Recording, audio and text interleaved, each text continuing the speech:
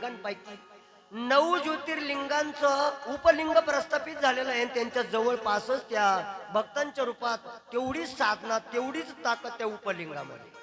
आणि कुठल्या कुठल्या ज्योतिर्लिंगांपैकी 3 ज्योतिर्लिंग सोडले तर मात्र 9 ज्योतिर्लिंगाचं उपलिंग निर्माण झालेलं. आपल्याला पहिला त्याचा महिमा बघायचा आहे आणि मग नंतर मुख्य 12 ज्योतिर्लिंगांचा महिमा आम्हाला बघायचा आहे.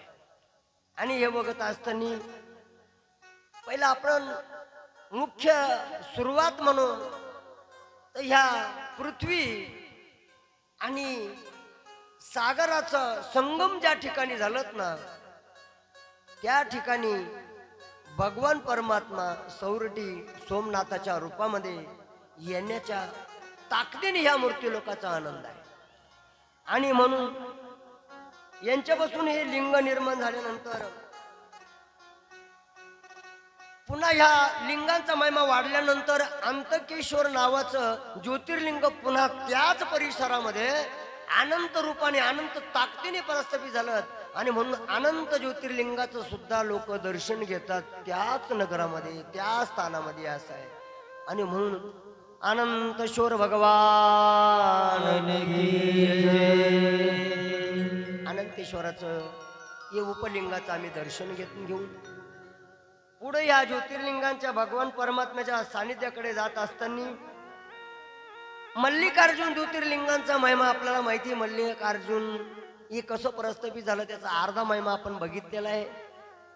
पुन्हा आम्हाला आज बघायचं, पण त्याचं उपज्योतिर्लिंगांचा आपल्याला थोडस अभ्यास करत असताना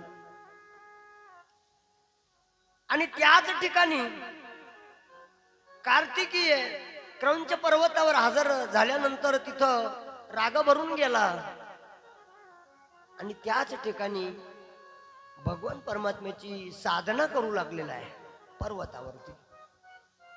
मल्लिका आणि अर्जुन दोघांचं हे सानिध्य आहे आणि त्यांच्याच शक्तीपासून एक सिद्धेश्वर नावाचं ज्योतिर्लिंग त्याच पर्वताच्या पायथ्याशी निर्माण झालं. दादा त्यांना या मूर्ती लोकांचं मल्लिकार्जुन ज्योतिर्लिंगाचं उपलिंग म्हणून या मूर्ती लोकांमध्ये साधना केली. म्हणून सिद्धेश्वर भगवान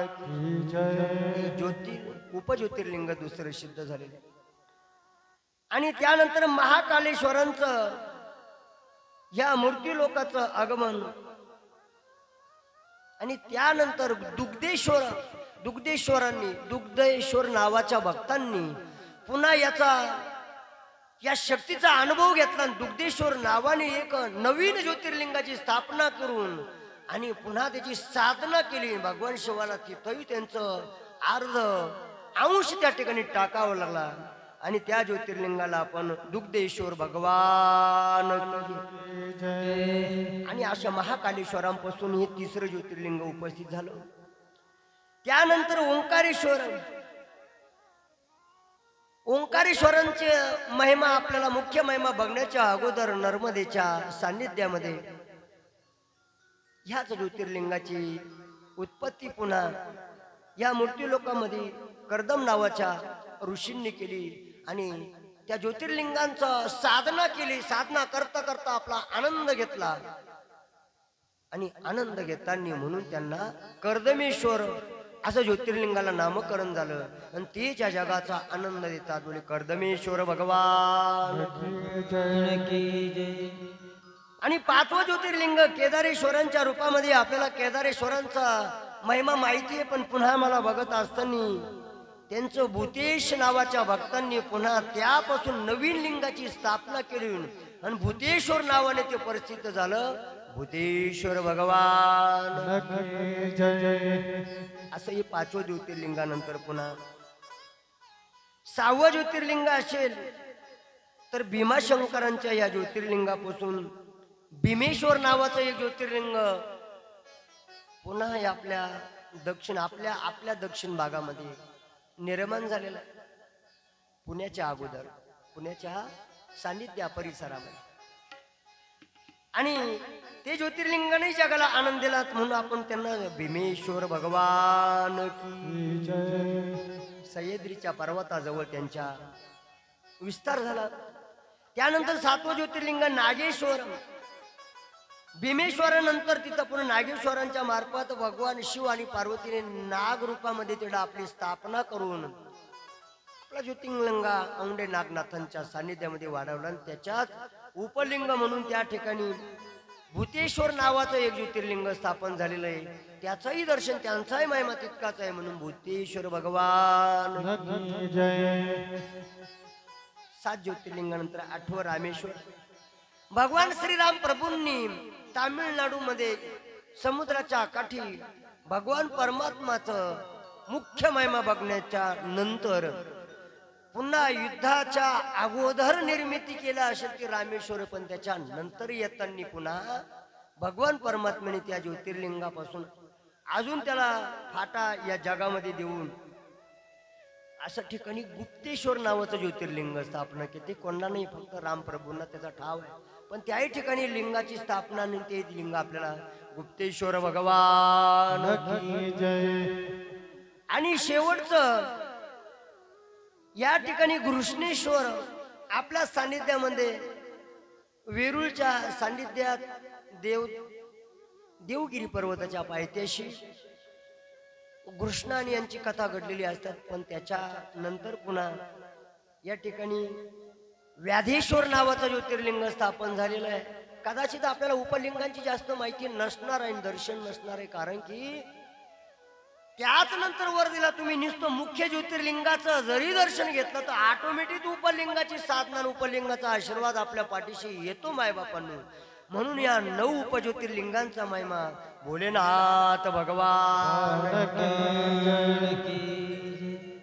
आणि असा हा महिमा बघितल्यानंतर आम्हाला मुख्य ज्योतिर्लिंगाच्या महिमा आणि याकडे लक्ष लागलेलं आहे. काय काय कथा घडलेली, कसं निर्माण झालेलं आहे, कसं मूर्ती लोकांच्या ह्या भक्त लोकांना त्याचा आनंद घेतलेला आहे. समुद्रात असो, पाण्यात असो, आकाशात असो, झाडाच्या परडीला असो, पर्वताच्या पायथ्याशी असो, दरीमध्ये असो, खोरीमध्ये असो, पण सर्व मूर्ती लोकांमध्ये पृथ्वीवर एकही जागा शिल्लक नाही का ज्या ठिकाणी माझ्या भोलेनाथांचं लिंग नाही. काय ते ज्योतिर्लिंग, कशाचा महिमा आहे. आणि म्हणून प्राकृत अवस्थेत जी प्रकृती म्हणतो ती आमची आदिमाया शक्ती आहे, आणि महापुरुष म्हणतो तो माझा भोलेनाथ आहे. शिव आणि पार्वतीचं अदृश्य रूप निर्विकार आणि अदृश्य रूप म्हणजे निर्वी शरीर आहे, शरीरधारी नाहीये. असे ते रूप म्हणजे लिंग म्हणतो आपण, आणि शरीर धारणा केली की त्याला महेश्वर म्हणतो, शंकर म्हणतो. हा महिमा आहे. आणि म्हणून आम्हाला आज निर्गुणाचा महिमा बघायचा आहे, निर्गुणाचे रूप बघायचे, निर्गुणाचा अनुभव घ्यायचा आहे, निर्गुणाच्या शक्तीचं आम्हाला साधना करायची असताना पहिली साधना आम्ही या सौरटी सोमनाथांच्या मार्फत गुजरात मध्ये पूर्ण भारतातून 12 ज्योतिर्लिंगांचा हे अवतार कार्य सांगत असताना अनेक राज्य आहे, 32, 34 काय 36 राज्य असेल, काय असेल नसेल, ते वाढत चालले, आपल्याला ते बघायचं नाही. पण एवढ्या राज्यातून दादा निवडक असे बोटावर मोडण्यासारखे राज्य महापवित्र आहे. किती पवित्र आहे, महापवित्र आहे.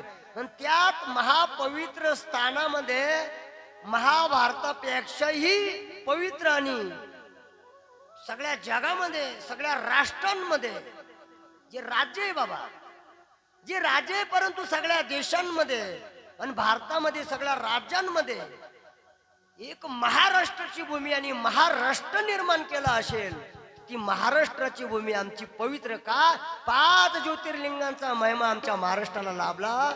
म्हणून आपण ना जय महाराष्ट्र आनंदाने म्हणतो, जय शिवाजी आणि जय संभाजी असं म्हणतो. का ही महाराष्ट्र भूमी आहे, आणि त्यात आपण जन्माला आलेलो भक्त मंडळी आनंदाने 57 संतांचा महिमा. पावन तो देश पवित्र ते कुळ, पावन तो देश पवित्र ते कुळ, पावन तो देश, पवित्र ते कुळ, पावन तो देश. जेते हरिचे दास जन्म घेते, जेते हरिचे दास पवित्र ते कुळ पावन तो देश पवित्र ते कुळ पावन तो देश जेते हरचे दास जन्म घेती जेते हरचे दास जन्म घेती पवित्र ते कुळ पावन तो देश पवित्र ते कुळ पावन तो देश पावन तो देश भोलेनाथ भगवान भगवान की जय हर हर महादेव पवित्र तो देश पावन झालेलो आम्ही आणि सगळे आत्मे पावन नाहीये ज्यांनी मनुष्य देह धारण केले आणि कोरोना नंतरही आम्ही शिवपुराणाचा आनंद घेत आहे ते महाभाग्यवान आहे भाग्यवंत म्हणू तया शरण गेले पंढरी राया तरली तरतिया बरवजा नामधारकाचा ठसा नामधारणा करणाऱ्या भगवंतासाठी महापर्वत आणि महाभक्तांच्या सानिध्यामध्ये भगवंताचं चिंतन करा दादांनो आम्ही भक्त मात्र पवित्र देश आणि पवित्र साधना आहे म्हणून या ठिकाणी जन्म घेतला म्हणून बघा आणि या ठिकाणी घडलेले कर्मकांडामध्ये प्रजापिता दक्षाने चंद्राला अनेक कन्या दिल्यानंतर अनेक कन्यांचं समर्पण केलेलं आहे गोड कथा आलेली आहे सोमेश्वर ज्योतिर्लिंग कसं स्थापन झालं का स्थापन झालं म्हणून आपल्याला बघत असताना आणि त्या दक्षाला थोडं खटकलं आणि दक्ष विचार करू लागला का माझ्या सगळ्या कन्यांना मी समान रूपाने जन्माला घातलं परंतु हा चंद्र मात्र असा का भेद करतोय हो काय भेद केला होता चंद्रांनी रोहिणीवर जास्त प्रेम करत होता रोहिणी जीवाची राणी होती बाकीच्यांचा थोडस तो द्वेष करत असेल त्याग करत असेल आणि मग दक्षाला रावलं नाही बोलून घेतलं ना चंद्राला जावई बापूंना बोलून घेतलं जावई बापू काय म्हणले सासरी बुवा आणि मग मात्र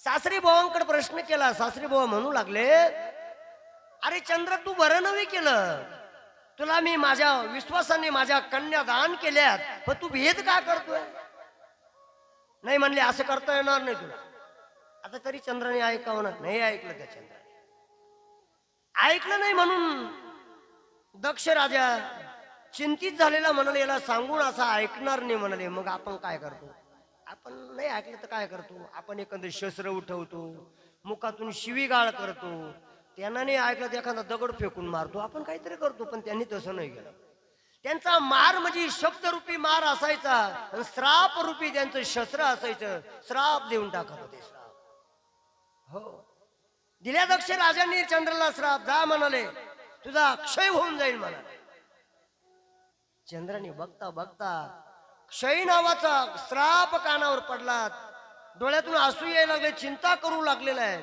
आणि मी एखादी आपण बघा एखादी गोष्ट आपण मनावर घेत नाही माय बापांनो पण तिचा परिणाम आपल्याला जेव्हा भोगायची वेळ येते तेव्हा आपण घाबरून जातो घाबरतो आपण अरे तेव्हाच लक्ष दिलं असतं तेव्हाच अभ्यास केला असता तर मला 90% मार्क पडले असते तर हा पस्तावा नंतर येतो मला तेव्हा लक्ष दिलं असतं तर जर तरची भाषा आपण जर आहे ना जराचाच विचार करा तरच नका करू जरचा जो विचार करतो त्याला आजचा काळ म्हटलेला आणि तरचा विचार करणारा मात्र खड्ड्यात गेलेला असतो मायबापांनो आणि म्हणून आपण वेळेवर जागृत राहा कर्मकांड करताना हा महिमा आहे आणि म्हणून चंद्र घाबरला चंद्राचा उपाय खुंटलेला आहे आणि चंद्र मात्र सैरा वैरा बघू लागलेला आहे त्याचा क्षय झाला म्हणजे त्याचं तेज कमी झाले तेजच गेलं तेज नाही राहिलं चंद्राला आणि म्हणून दक्षांचा शाप मात्र त्याला खडतरू लागलेला आहे आणि ब्राह्मणाच्या सांगण्यावरून देव आणि ऋषी चंद्राजवळ गेले त्यांना मृत्युंजय विधीने शिवाजीचं पूजन करण्यास सांगितलं देव ऋषींनी सांगितलं चंद्र दुःखाचा निवारण करण्यासाठी प्रश्न विचारू लागले. देवांनी सांगितलं, ऋषींनी सांगितलं, अरे चंद्रा, तुला शिव भगवंताचं पूजन करणं गरजेचं आहे, अद्ययावत पूजन कर. चंद्राच्या लक्षात आलं. चंद्राने तपश्चर्या केली, तपश्चर्या करण्यासाठी सांगितली. चंद्राने मृत्युंजय मंत्राचा शिवपूजन केलं. मृत्युंजय मंत्र फार गोड आहे.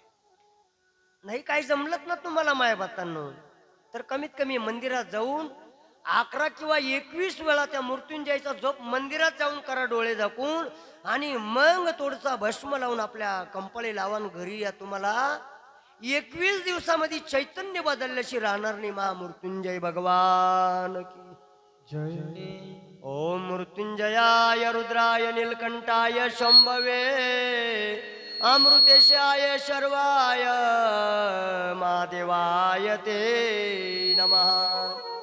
शर्वाय शतिमूर्ते नमः, भवाय जलमूर्ते नमः, भवाय रुद्रमूर्ते नमः. भोलेनाथा पृथ्वीच्या रूपामध्ये भगवंताला वंदन, जलाच्या रूपातला भोलेनाथांना वंदन.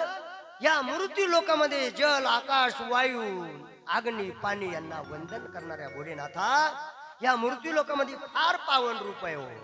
आणि म्हणून त्र्यंबकम यजामहे सुगंधिम पुष्टिवर्धनम उर्वारुकमिव वंदनात् मृत्युमोक्षी यममृतम. आहुती द्या. 21 किंवा 11 वेळाचा जप रोज तुम्ही करा. नाही तुम्हाला मंदिरात जाऊन करता आला तर आपल्या देवाच्या समोर बनवा आणि थोडं जल हातात घ्या आणि ते जल मात्र मंत्र म्हणल्यानंतर प्रशान कर. आपल्या जीवाचं कल्याण झाल्याचे राहणं नाही. ओम मृत्युंजय हा महिमा आहे. आणि त्यानंतर मग चंद्राने तसं केलं, पूजन करू लागला, महामृत्युंजयाचा जप करू लागला. आणि मग भगवान परमात्मा प्रगट झाले. सांगितलं, चंद्रा काय तपश्चर्याचं कारण आहे? चंद्र सांगू लागलेला, प्रभू अरे मी न कळत माझ्याकडून चूक झाली.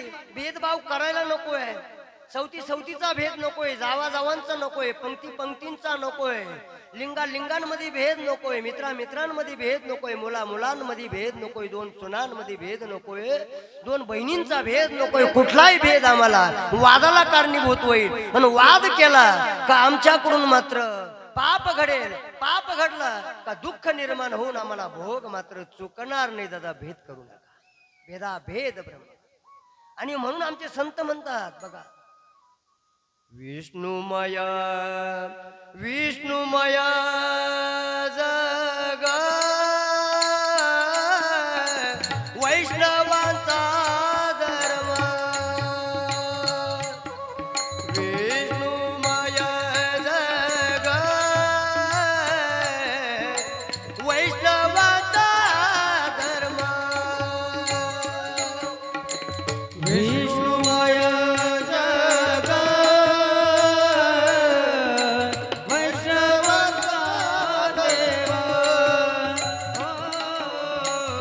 विष्णुमय जग वैष्णवांचा देह. भेद ब्रह्म अमंगळ, भेद धर्म अमंगळ. भेद धर्म अमंगळ. भेद ब्रह्म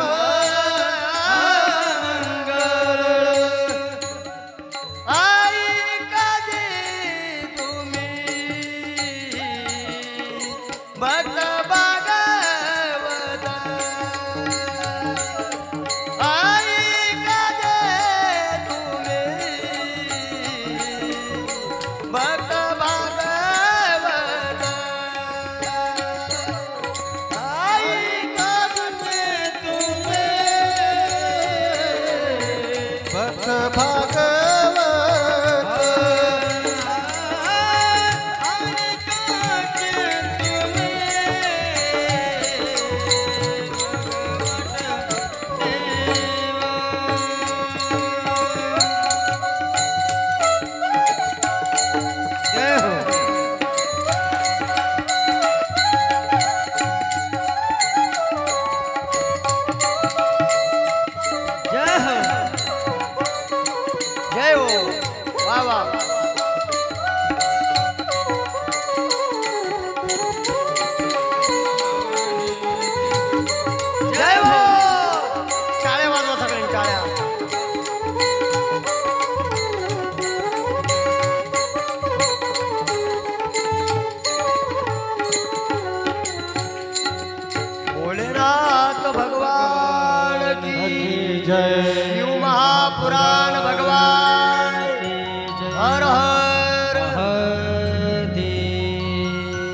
नसावा.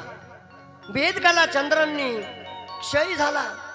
पुन्हा भगवान शिव प्रसन्न झाले, सांगू लागले, चंद्रा काय दुःख आहे? चंद्राने सांगितलं, माझा क्षय करून टाकला, माझ्याकडून चूक झाले, मी भेद केला. कबूल केलं चंद्राने. भगवान शिवाने पुन्हा सांगितलं, काहीतरी तुला मी देतो, घाबरू नको म्हणाले. आणि प्रत्येक महिन्याच्या शुद्ध आणि वद्य असे 2 पक्ष असतात. पहिल्या पक्षामध्ये बघा काय असतं, पहिल्या पक्षामध्ये कुठला पक्ष असतो? हा शुक्ल पक्ष असतो आणि वद्य पक्ष असतो. आणि म्हणून भगवान परमात्म्याने सांगितलं, एक पक्षामध्ये तुझा क्षय होईल आणि दुसऱ्या पक्षामध्ये तुझा क्षय कमी होत होत आणि पौर्णिमेच्या तिथीला तुझा पूर्ण तेज प्राप्त होईने या जगाला दर्शन देशील, अशा प्रकारचा त्यांना पुन्हा उशाप दिलेला आहे. आनंद झाला चंद्राला. तो अजूनही चंद्र तुम्हाला त्याच रूपामध्ये तोच भोगताना बघितलेला आहे. हे घडलेलं चरित्र खोटं नाही आहे. आणि म्हणून आम्ही जीवनामध्ये आनंद घेत असताना सगळं चरित्र गोड आहे, सत्य आहे. आणि म्हणून आमच्या ह्या मृत्यू लोकामध्ये भगवंताचं असं चरित्र. आणि पुन्हा शिवाचं पूजन करून त्यांनी आनंद घेतला. आणि भगवान परमात्म्याने शिव पार्वतीच्या रूपामध्ये दर्शन दिल्यानंतर वर मागून घेतला चंद्रांनी. आणि त्या ठिकाणी चंद्र म्हणजे सोम. आणि या चंद्राच्या निमित्ताने, चंद्राच्या तपश्चर्याने भगवान शिवांनी त्या ठिकाणी प्रगटीकरण केलं. चंद्राला विचारलं, बाबा तुझी काय अपेक्षा आहे शेवटची? आणि मग चंद्राने सांगितलं, प्रभू माझ्या नावाने तुमच्या लिंगामध्ये अधिष्ठ व्हात आणि या ठिकाणी कायमस्वरूपी भक्तांच्या दर्शनासाठी कायमचं वास्तव्य करा, माझ्या नावाने वास्तव्य करा. आणि तेव्हापासून सोमेश्वर भगवान की जय. सोमेश्वर सौरटी ज्योतिर्लिंगाची स्थापना झाली. अनेक भक्तांनी ज्योतिर्लिंगांपैकी पहिला महिमा आणि आपल्याला आनंद देणार आहे, तेज देणार आहे. किती मोठा रोग लागला तर त्या ज्योतिर्लिंगांनी जातोच महाराज, एवढी ताकद तेजाची त्या ज्योतिर्लिंगामध्ये आली. आणि अशा ह्या दुसऱ्या ज्योतिर्लिंगांच्या प्रवासाकडे आपण धावतावे करणार, आपल्याकडे वेळ कमी आहे. आणि दुसरं ज्योतिर्लिंग आहे ते मल्लिकार्जुन ज्योतिर्लिंग. आपलं पहिलं पर्व 5 ज्योतिर्लिंगांच्या रूपाने महाराष्ट्र, 2 ज्योतिर्लिंगाच्या रूपाने मध्य प्रदेश, 2 ज्योतिर्लिंगांच्या रूपाने उत्तर प्रदेश, 1 ज्योतिर्लिंगांच्या रूपाने गुजरात आहे. आणि 1 ज्योतिर्लिंगांच्या रूपाने तामिळनाडून, 5 ज्योतिर्लिंगांच्या रूपाने महाराष्ट्र आहे दादा. हो, 1 आंध्र प्रदेश. अशा प्रकारे ठराविक राज्यांना ते लाभ झालेला आहे. तिथे शिवभक्त आहे, विष्णू भक्त आहे, भेद भ्रम नाही आहे. आणि म्हणून तो महिमा आपल्याला ऐकायला मिळतो. तुम्हाला मल्लिकार्जुन ज्योतिर्लिंगाची निर्मिती बघा. ज्या वेळेस आता ही कथा होऊन गेली, पुन्हा मी फक्त टच करतो. शिव आणि पार्वतीने दोन्ही कुमारांचा संगोपन करत असताना, खेळत असताना उपवर झाले, त्यांच्या लग्नाची तयारी केली. आणि अचानक घराताना विचारू लागले, तुम्ही काय बोलत होते? म्हणजे तुमच्या लग्नाचं चाललं होतं भाऊ. मग हा म्हणतो माझा अगोदर, तो म्हणतो माझं आधी. आधी करता करता त्यांना सांगितलं की तुम्ही जो पृथ्वीला प्रदक्षिणा करून येईल म्हणले 7, त्यांचं लग्न आम्ही पहिल्यांदा करू. मग गणपती बाप्पांनी डोकं लावलं. कार्तिक स्वामी मात्र पृथ्वीची प्रदक्षिणा करत असताना गणपती बाप्पांनी आई वडिलांनाच प्रदक्षिणा करत. आता एका बाजूला आपण विचार केला तर गणपती बाप्पाचं ज्ञान आहे, गणपती बाप्पाची बुद्धी आहे का? ही मात्र शक्तीची देवता आहे. फार मोठी बुद्धी निर्माण करणारी देवता असेल तर बाप्पा गणपती का एक पत्नीच बुद्धीच्या रूपाने आहे का? आणि म्हणून बघा, अशा अवस्थेमध्ये गणपती बाप्पा स्वतःच्या आई वडिलांचं संगोपन करतो, रक्षण करतो, पुन्हा त्यांचं पालन करतो. आणि दुसऱ्या बाजूनं आम्ही मानव आई वडिलांना लात मारतो, गोठ्यात टाकतो, वृद्धाश्रमात टाकतो, फेकून भाकरी देतो. एक शब्द बोलला तर कानपटीत देतो.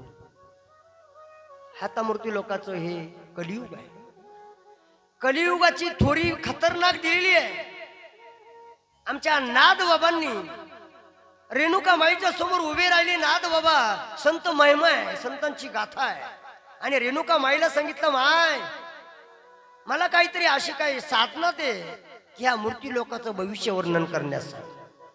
आणि मग मात्र रेणुका माईच्या समोर रेणुका माईनी प्रगट झाली. नाथबाबांना सांगितलं, नाथबाबा काय पाहिजे. त्या उंच उंच गडावरून रेणुका माईने कृपा केली. आणि मग आमच्या नाथबाबा म्हणू लागले, निर्गुण निराकार दादा माऊर माझे गाव, शकून सांगा वयालो यमाई माझे नाव. काय काय काय काय दादा दुरेल माझा देश, शकून सांगवाले कलियुगात ब्रह्मा विष्णुमय जपुती शकून मान. काय सांगितलं कलियुगाची दादा ऐका विथोरी, पुत्र पुईल पित्याचा वैरी, भरतार सोडून घर घर फिरतील नारी, ऐसा शकून दादा माझा ऐका निर्धारी. नाथबाबांनी सांगितलं पित्याचा वैरी मुलगा होणार आहे, घर घर सोडून नारी फिरणार आहे, भरताना सोडून. हा शकून आहे, भविष्य आहे. पृथ्वीमध्ये दादा एक विपरीत होईल, दोघा बहीण भावांचा विवाह लागेल. 5 वर्षाची बाळा भरतार मागेन, 6 वर्षाची नारी गर्भीन होईल. कलियुगाला कलंक लागलेला आहे, कलंक पुढे चालू लागलेला आहे. म्हणून सावध होई माणसा. नाही जर सावध झाला तर नाथ बाबांनी सांगितलेले खबरदार आहे. रेणुका माईचा उपदेश जर हे ऐकलं नाहीत ना, बघा अजून त्यांचं बघा भविष्य कोण. आणि एक दादा माझा ऐकावा बोल, बोलले बरं का ते.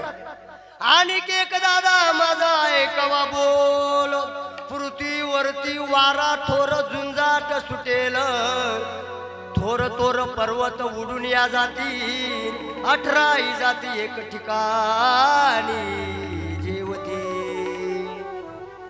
हा कलियुगाचा महिमा नाही, हे कलियुगाचा कलंक आहे, मानवानी कलंक आहे दादा. म्हणून भरतारांना जरा वाचवा, आई वडिलांचं दर्शन घ्या, आई वडिलांना कलंक लावू नका. जा त्या पुंडलिकाचं योगी 28 विटेवरी पांडुरंगाला विटेवर उभं राहायची वेळ आली, एकमेव पुंडलिकाच्या मातृपितृच्या प्रेमामुळे.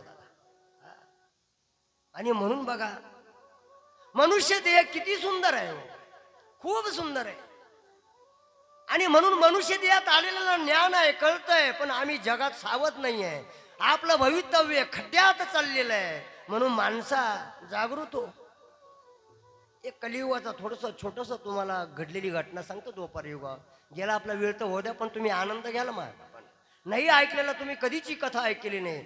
घडलेली एक कहाणी आहे, द्वापार युग संपण्याच्या युगावरती आहे आणि कलियुग लागण्याच्या महिमा आहे. कलियुग लागून 5 दिवस उलटल्यानंतर घडलेली एक घटना आहे. कान देऊन ऐका माय बापांनो, या मूर्ती लोकांचा हा प्रवास जात असताना कलियुगाचा आणि 2 शेतकऱ्यांची घडलेली कहाणी आहे. एका शेतकऱ्याने दुसऱ्या शेतकऱ्याला शेत विकलं आणि विकल्यानंतर त्या शेतकऱ्यांनी नांगर चालवला. नांगरता नांगरता एक सोन्याचा हंडा त्या विकत घेणाऱ्या शेतकऱ्याला त्याच्या नांगराच्या फाळातून बाहेर आला. हंडा बघितला शेतकरी दादा आणि बघितल्यानंतर उचलून घेतला. विचार केला, तोपर्यंत कधी लागले नाही, 5 दिवस झालेले होते. आणि मग तो हंडा उचलून घेतला आणि त्या शेतकऱ्याने ज्यांनी शेत विकलं होतं त्याच्या घरी घेऊन गेला.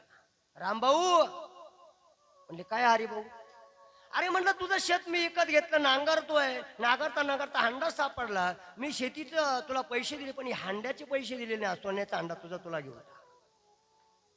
द्वापार युगातली कथा आहे बरं का माय बापाला.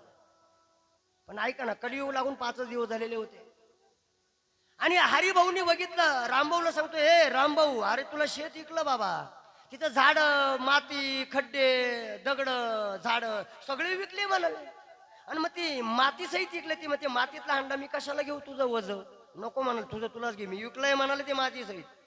रामभाऊ आणि हरिभाऊ मध्ये वाद सुरू झाले. हा म्हणतो, नाही मला नको, तुझं तुझं लिदाड आहे.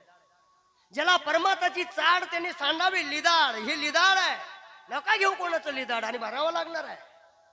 आणि मग मात्र पुढं गती सुरू झाली. हरिभाऊ म्हणू लागला तुझा आहे ना, हा रामभाऊ म्हणू लागला तुझा आहे. वाद सुरू झाला. एकमेक नाही ते फेकू लागले एकामेकाच्या अंगावर. सोन्याचा अंडा आहे. आज आपल्या तोंडाला पाणी सुटलं बाबा, पण ही घडलेली द्वापार युगाची शेवटची कहाणी. कलियुग लागून 5च दिवस झालेले. ऐका पुढं काय घडलं. वाद मिटला नाही. गावच्या पाटलांकडे गेला. गावच्या पाटलांना काही डोकं चाललं नाही. तो म्हणला माझ्याकडे वाद मिटणार नाही, तुम्ही हा वाद राजाकडे घेऊन जा. आणि त्या टायमाचा द्वापार युगाचा प्रसिद्ध राजा, या जगाला वाचवलं ना, धर्माचं पालन करणारा युधिष्ठिर नावाचा राजा, पांडवांच्या कारकिर्दीमध्ये गाजलेला आजही आपण त्यांचं नाव घेऊन आपला महिमा जगाला सांगतोय दादा. असा महाभारतातला राजा म्हणजे युधिष्ठिर. युधिष्ठिराकडे ते भांडण गेलं. युधिष्ठिर सकाळी 7 वाजेच्या सुमारास स्नान करून आणि स्नान संध्या आटोपली, पूजा आटोपली. कृष्ण भगवान परमात्मा एका आसनावर बसलेले. युधिष्ठिर उठून उभा राहिला आणि ते दोघांची वरात मात्र पायरीवर आली. युधिष्ठिराने बघितलं सकाळी रामभाऊ आणि हरिभाऊंचं आगमन झालेलं आहे. या पाहुण्यांचं आगमनाचं पूजन केलं. कृष्ण भगवान परमात्मा खुर्चीवर बसलेले आहे, आसनावर बसलेले आहे. आणि म्हणजे काय यानं केलं वर एवढ्या दिवसातून. हरिभाऊ आणि रामभाऊ चिडूनच गेलेले होते. तळपायाच्या मस्तकात गेली एकामेकाबद्दल. का घेत नाही म्हणाला, हे माझ्याकडे देतोय, तो म्हणला माझ्याकडे देतोय वय. आणि मग मात्र आल्यानंतर मग भगवान परमात्मा समोर बसलेले. आणि युधिष्ठिर म्हणले कशासाठी आले. मग तो हरिभाऊ जाऊन आला.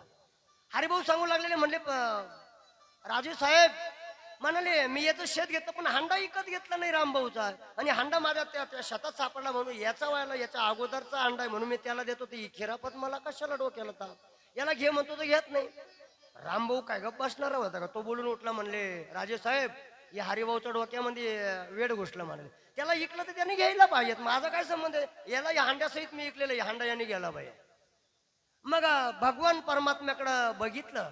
युधिष्ठिराने हसू आलं त्यांना. एकामेकाकडं हास्य स्मित केलं भगवान कृष्ण आणि युधिष्ठिरने. आणि मग युधिष्ठिरला म्हणे वा माझ्या राज्यामध्ये असे इमानदारी आणि महाग पराक्रमी शेतकरी असेल तर आम्हाला काय कमी हो. आणि युधिष्ठिरला आनंद झाला. आणि युधिष्ठिर म्हणू लागले तुम्ही दोघंही चिंता करू नका, हा हांडा इथं ठेवा आणि गोरगरिबांना माझ्या हाताने मी आपल्याला सवा भरू आणि गोरगरिबांना वाटून देऊ म्हणाल. तुलाही पुण्य मिळेल, तुलाही मिळेल आणि गरिबांना सुद्धा त्याचा लाभ होईल. अशा प्रकारचा निर्णय घेऊन दोघांना म्हणले तुम्ही जा. दोघंही निघून गेले निघून दोघंही. एक रात्र उजाडली, एकच रात्र आड गेली.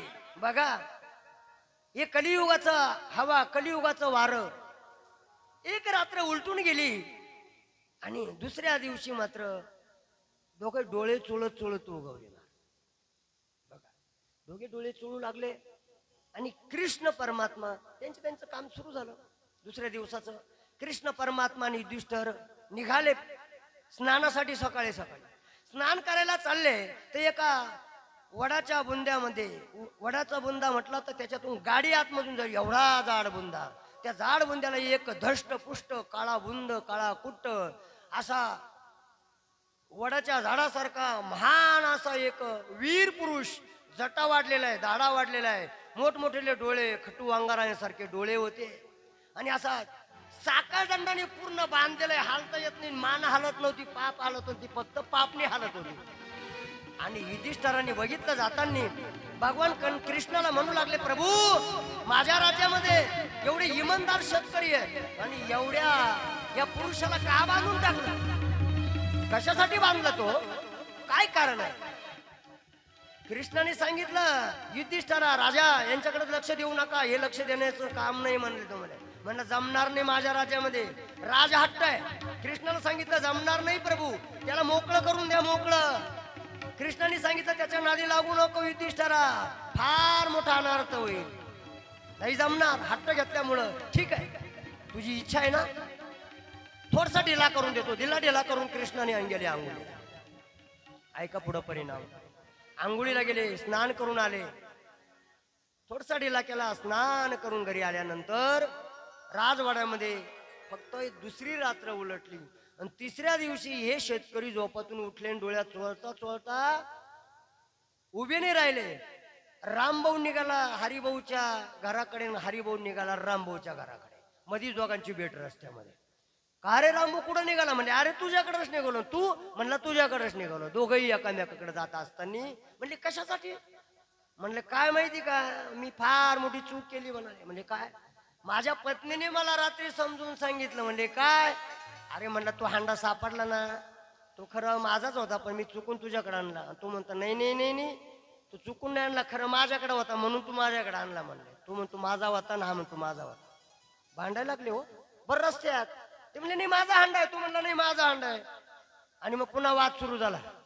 वाद सुरू झाल्यानंतर मग पुन्हा ते घरी नाही गेले. तो वाद पुन्हा राजाकडं, पुन्हा युधिष्ठिराकडे आले. सकाळी सकाळी 7 वाजता भांडण घेऊन. हा म्हणतो माझा होता, मी चुकलो, मला कळलं नाही.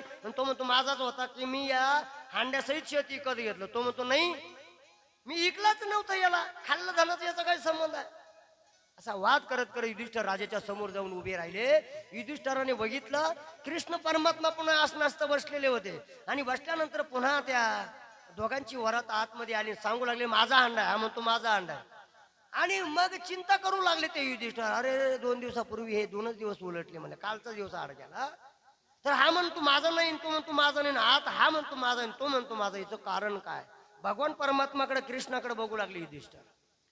कृष्णाने हसायला लागले. कृष्ण उठून उभी राहिले. म्हणले युधिष्ठिरा काय चिंता पडलीच रे बाळा? आणि युधिष्ठिर म्हणलं मला नाही कळलं प्रभू, हे गणित हे कोडं मला उमजत नाही, मला समजून सांगावं. आणि मग कृष्ण कन्हैयाने सांगितलं युधिष्ठिरा द्वापार येऊ लागून आज 6वा दिवस उलटलाय. 5व्या दिवशी, 4थ्या दिवशी शेत विकलं, 5व्या दिवशी हांडा एकमेकाला इमानदारीने देत होते. पण 5व्या दिवशी आपण 6व्या दिवशी सकाळी सकाळी आपण स्नानासाठी निघालो. कलियुग लागून 6 दिवस उलटले. 6व्या दिवशी आंघोळीला जात असताना एका धष्टपुष्ट वीर पुरुषाला बांधलेलं तुम्ही बघितलं. आणि त्याला ढिला केल्याचा परिणाम म्हणलं तो कोण आहे? तो कली म्हणला. या मूर्ती लोकातला कली सुरुवात आहे. ढिला केल्याचा परिणाम एवढी बुद्धी पालटली. आणि त्याला जर मोकळं केलं तर काय होईल आपा? हे कलियुगाचे वार आहे. ही फक्त आता हवा सुटलेली, इडून पुढं काय होणार सांगता येणार नाही. म्हणून आता या ज्योतिर्लिंगाकडे आपल्याला हे कलियुगाचं संपुष्टात आलं. फक्त वारं सुरू झालं. अजून कलियुग लय मोठे आहे. 4,32,000 वर्षांचं कलियुग आहे. 8,64,000 वर्षांचं ते द्वापार युग होतं मागलं. असे युग जाऊ दे, आपल्याला ते वर्णन नाही करायचं. 12,96,000चं त्रेतायुग आहे.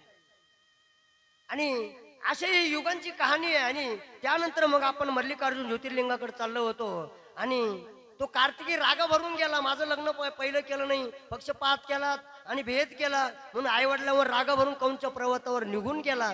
आणि तिथं मात्र इकडं मात्र शिव पार्वती शोधताय कार्तिकी सापडत नाही म्हणून त्यांना थोडीशी वार्ता पसरली आली काय एका क्रंच पर्वतावर कार्तिकी गेलेला आहे. शिव आणि पार्वती आपल्या मुलांसाठी धावतच निघाले. धावताना त्या कार्तिकीला कळलं का माझे माता पिता येत आहे, माझ्यात भेद करतात. तिथूनही पुढे निघून गेला. आणि मग मात्र त्या ठिकाणी कार्तिकी राहत होतात ना, त्या ठिकाणी शिव पार्वती आले.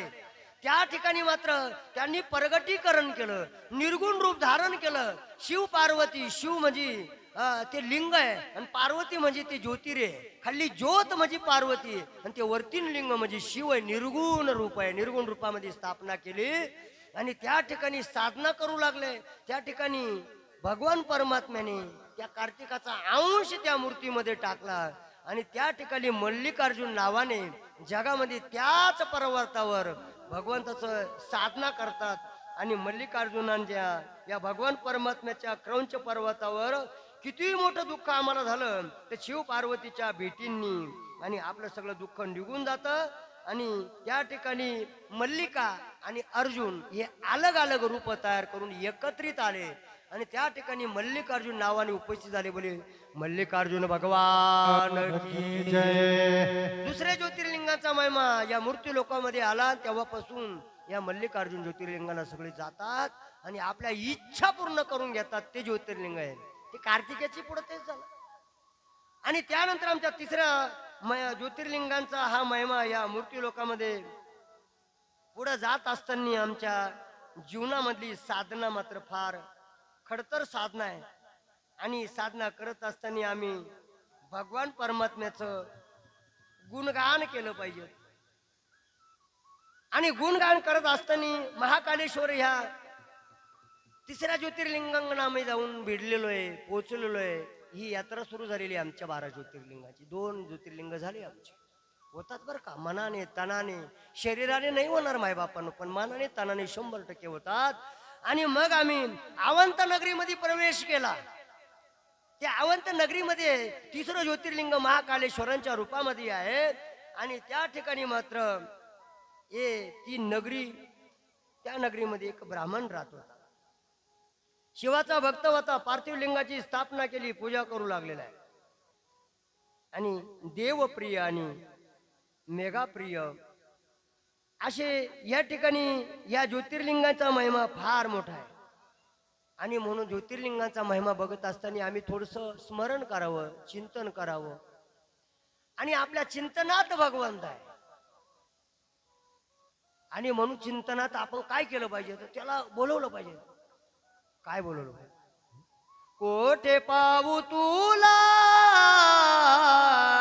कैलाशीच्या देवा, कोठे पावू तुला कैलाशीच्या देवा, कोठे पावू तुला कैलासचा देव, कोठे पावू तुला कैलासचा देव, कोठे पावू तुला कैलाशीच्या देवा, कोठे पावू तुला कैलाशीच्या देवा, कोठे पावू तुला कैलासचा देव, कोठे पावू तुला कैलासचा देव. काय मी करू शिव बोलिनाथा,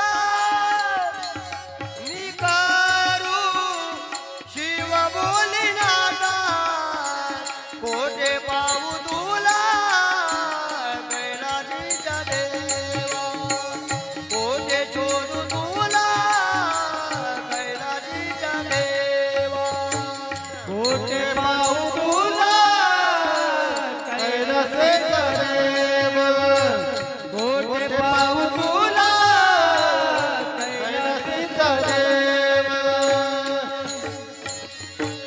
भोलेनाथ भगवान भगवान हर हर महादेव.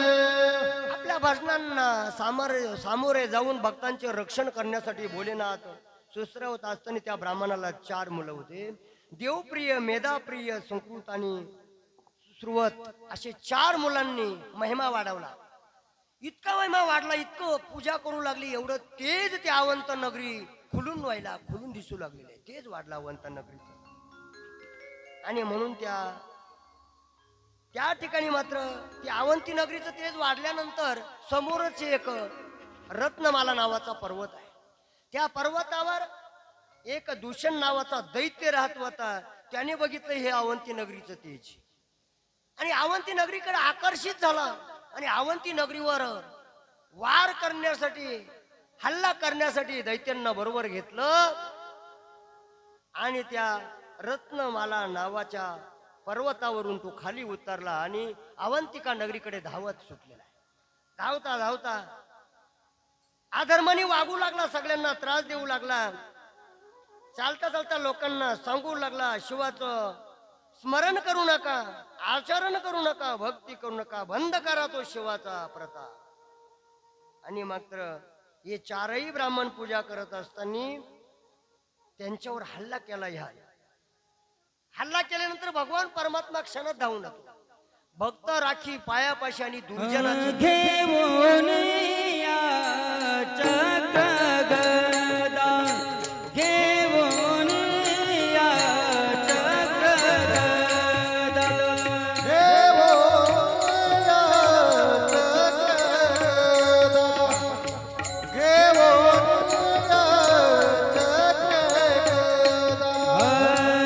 हाची धंदा करितो, हाची धंदा करितो, भक्त राखे पाया पासे, भक्त राखे पाया पासे. हाचे धंदा करतो,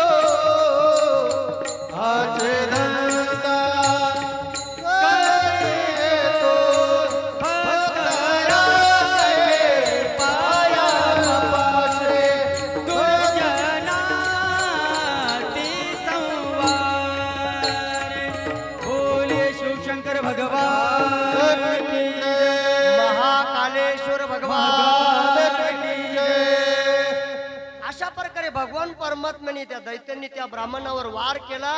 पूजन करत असताना वार केल्यामुळे भक्तांचं रक्षण करण्यासाठी भोलेनाथांनी शिव आणि पार्वतीचे दोन्ही रूप एकत्रित आले आणि त्या दैत्यांचं मुंडकं पिळून पिळून त्यांचा रक्तपात तिथं करून टाकला बर का. त्या दैत्यांना यमसदनी पाठवलं आणि भक्तांचं रक्षण केलं अवंती नगरीमध्ये.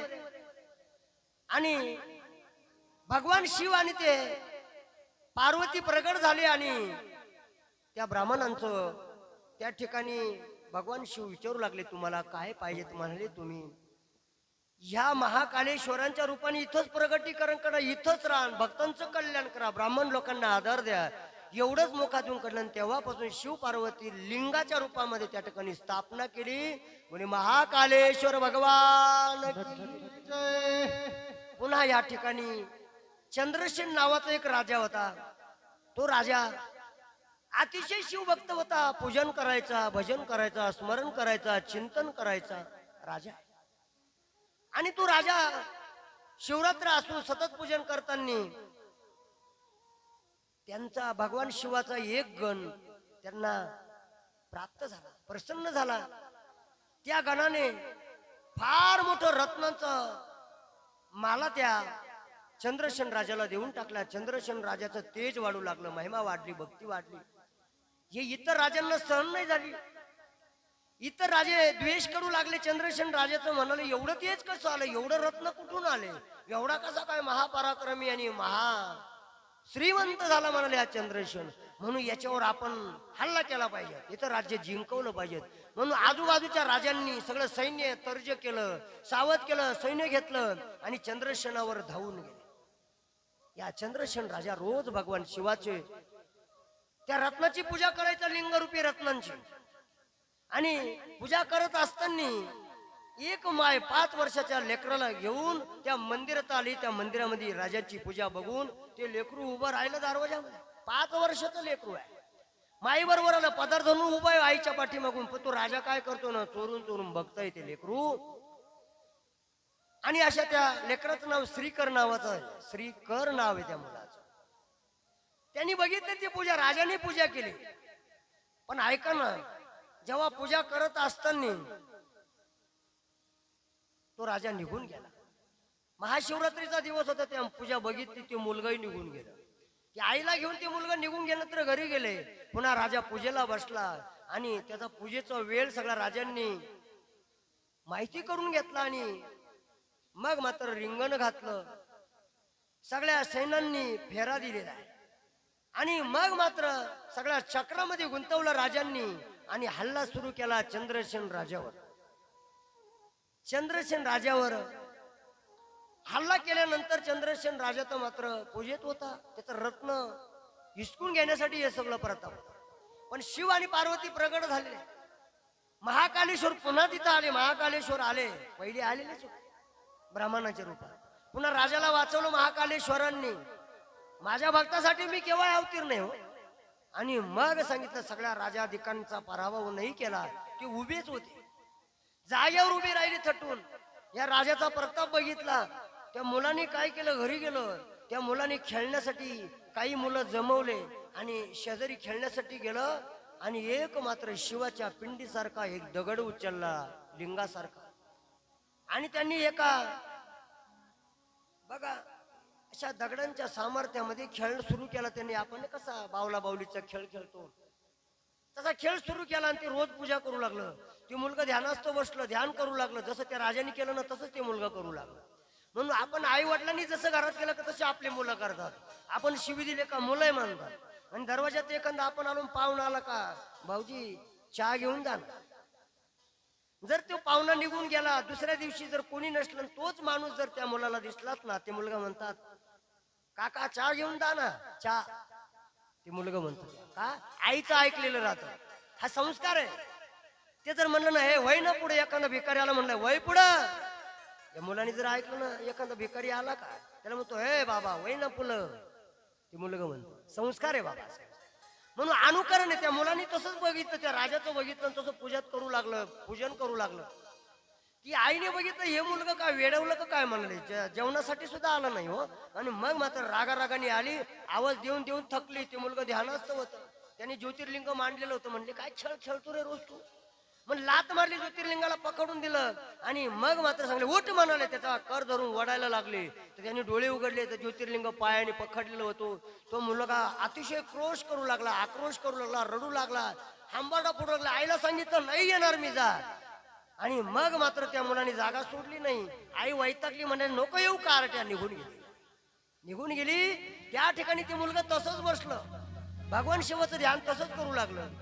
आणि तिथं मात्र ते मुलगा काही मिनिटांमध्ये बेशुद्ध अवस्थेमध्ये पडल्यानंतर पुन्हा त्या मुलाला भगवान शिवानी चैतन्य दिलं. बालक असो का मोठा असो, छोटा असो का वृद्ध असो, भगवान परमात्मा सगळ्यांना समान आहे. सकलांशी येते आहे अधिकार, कलियुगी उद्धार हरीच्या नामाचा. सगळ्यांना अधिकार आहे. माय बापांनो, आपण कमी नका करू. त्या मुलाला प्रगट झाले, भगवान शिव प्रसन्न झाले आणि त्याला पुन्हा जागृत अवस्थेत तयार केलं. त्याला शुद्धीवर आणलं. उघडून बघतो तो सोन्याचं ज्योतिर्लिंग समोर, सोन्याचं पिंड आणि सोन्याचं मंदिराच्या रूपात त्या बाळाला दर्शन झालं साक्षात भोलेनाथांचं. आणि मग आई म्हणले अजूनही आलं नाही. येऊन बघते ते हे मंदिर तयार झालेलं आहे, सोन्याचं मंदिर, आणि त्यात शिवपिंड आणि माझा लाडकं लेकरू त्या पिंडी समोर बसलेलं. एवढं झालं. त्या आईची क्रांती बदलली, कला बदलली, बुद्धी बदलली, साम्राज्य वाढलं, सगळं चैतन्य आलं. मग पाया पडली, बाळा मी फार अपमान केला. शिवांनी सांगितलं बाळा काय पाहिजे, काही नको देऊ, माझ्या मायने तुला लात मारली नाही, याला माफ कर बरं. काय मागावं बाल्यकरानं, माझ्या आईला दुःख देऊ नको प्रभू. आणि अशा ठिकाणी भगवान परमात्म्याच्या ह्या ज्योतिर्लिंगाचा महिमा आहे. आणि त्याच ठिकाणी भगवंताने दोन्ही ज्योतिर्लिंग मल्लिकार्जुनामध्ये स्थापित केले. आणि तेच उपज्योतिर्लिंगाने आजही परिस्थितीमध्ये आपल्याला दर्शन घडतो. आणि अनेकांचे दुःख नाही, संकट आलं का फक्त महाकालेश्वराचं नामस्मरण करावं. संकट असू द्या किती, रस्त्याने चालताना असो, नैसर्गिक असो, अधिदैवी ताप असो, अधिभौतिक असो, आध्यात्मिक, तिन्ही प्रकारचा कुठलाही ताप असो, तुम्हाला जर तुम्ही महाकालेश्वराचं स्मरण केलं तर तुम्हाला कुठलंही दुःख होणार नाही. आलेल्या संकटातून दूर व्हाल. तेच महाकालेश्वर भगवान. अशा प्रकारे हा एक एक भगवंताचा महिमा पुढे जात असताना आज आपल्याला चौथ्या ज्योतिर्लिंगांचा महिमा ओंकारेश्वराकडे जायचं आहे. नर्मदे मैयाच्या तीरावर असणार ज्योतिर्लिंग ओंकारेश्वर. काय महिमा आहे. एकदा नारद मुनी गोकुळ क्षेत्रामध्ये, गोकुळ नक्षत्रामध्ये जात असताना आणि भगवान परमात्म्याची, शंकराची सेवा करू लागले. आणि सेवा करता करताना फिरू लागले. आणि एक वेळ त्या विंध्याचल पर्वताजवळ आले. त्या विंध्याचल पर्वताला सहज बोलले नारद. म्हणले काय हो, तुमच्यापेक्षा तुम्ही काय, तो मेरू पर्वत फार मोठा आहे, फार उंच आहे, फार आघाड आहे. दिलं त्या विंध्याचल पर्वताला काडी लावून. कोणी? नारद मुनी. ती त्यांची काडी नसायची, ती आपल्याला काडी वाटते, पण त्यांच्यासाठी चांगलं होतं. अशा अनेक ठिकाणी भगवान नारद मुनींनी अनेक ठिकाणी आपला कर्मयोग साध्य केला. आणि त्यापुढे मात्र विंध्याचल पर्वत काय ग बसला नाही. विंध्याचल पर्वताला वाटलं नाही मी काय कमी आहे, माझ्यात काय कमी आहे.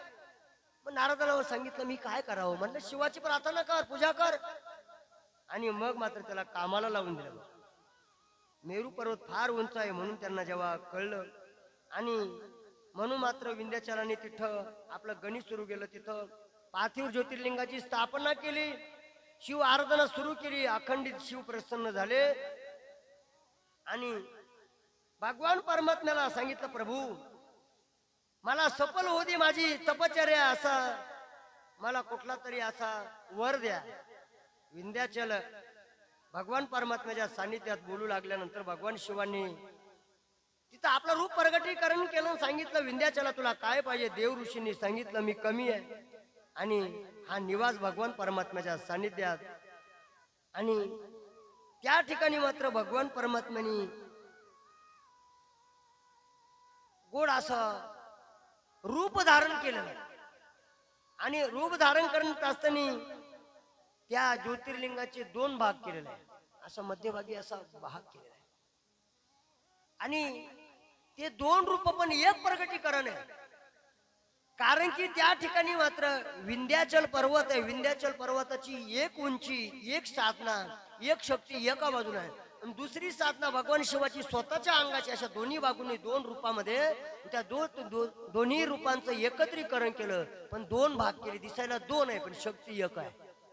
अशा रूपाने त्याला भगवान परमात्मा ओम नावाने मुखातून ओम तयार करता करता आणि विंध्याचल ओंकाराचं स्मरण करता करता ओम मुखातून ओकता ओकता ओंकार तयार झाला आणि दोन रूपाने एक शक्ती ओंकारेश्वर ज्योतिर्लिंग निर्माण झालं.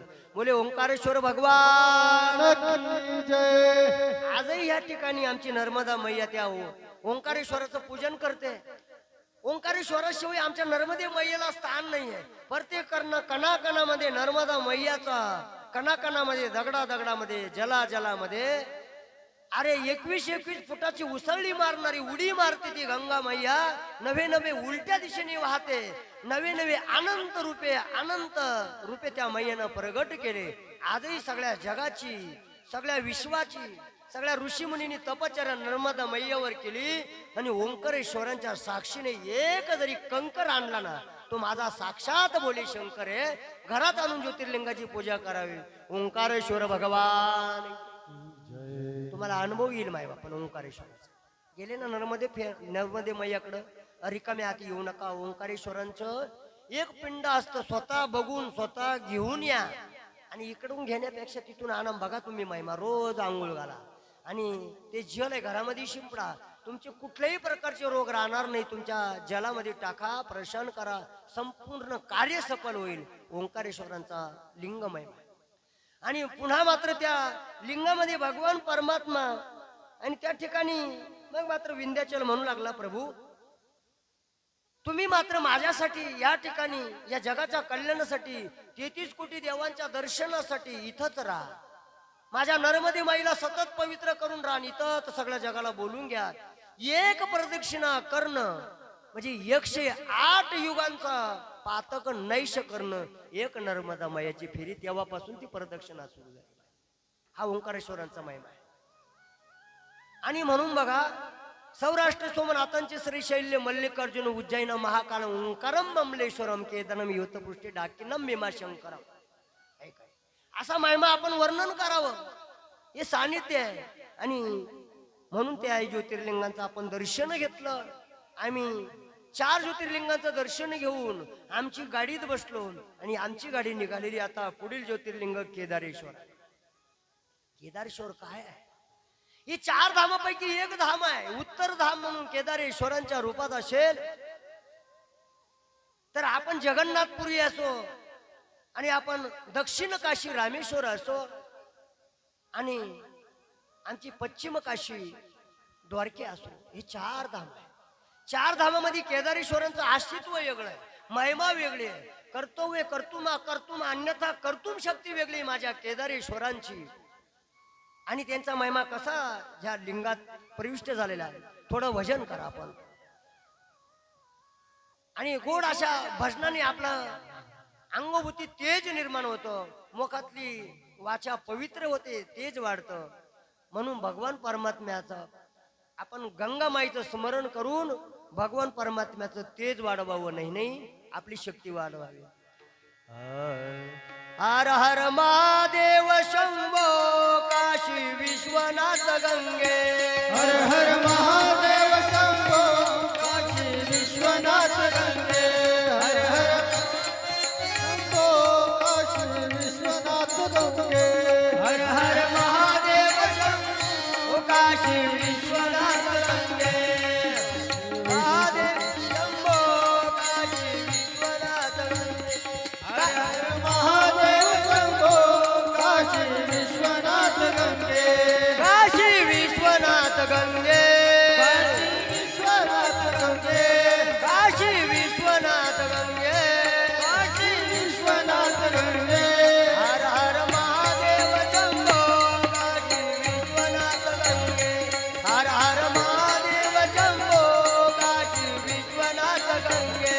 हर हर महादेव शंभो काशी विश्वनाथ गंगे. हर हर महादेव शंभो काशी विश्वनाथ गंगे.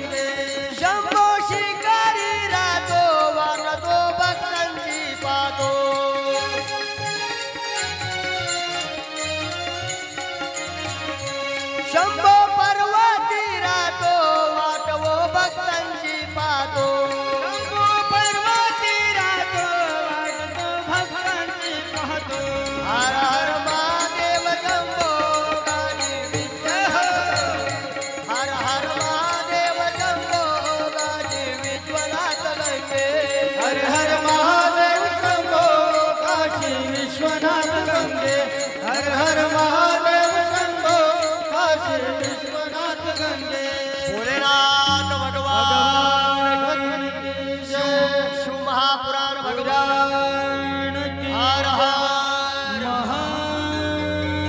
केदारेश्वर भगवान.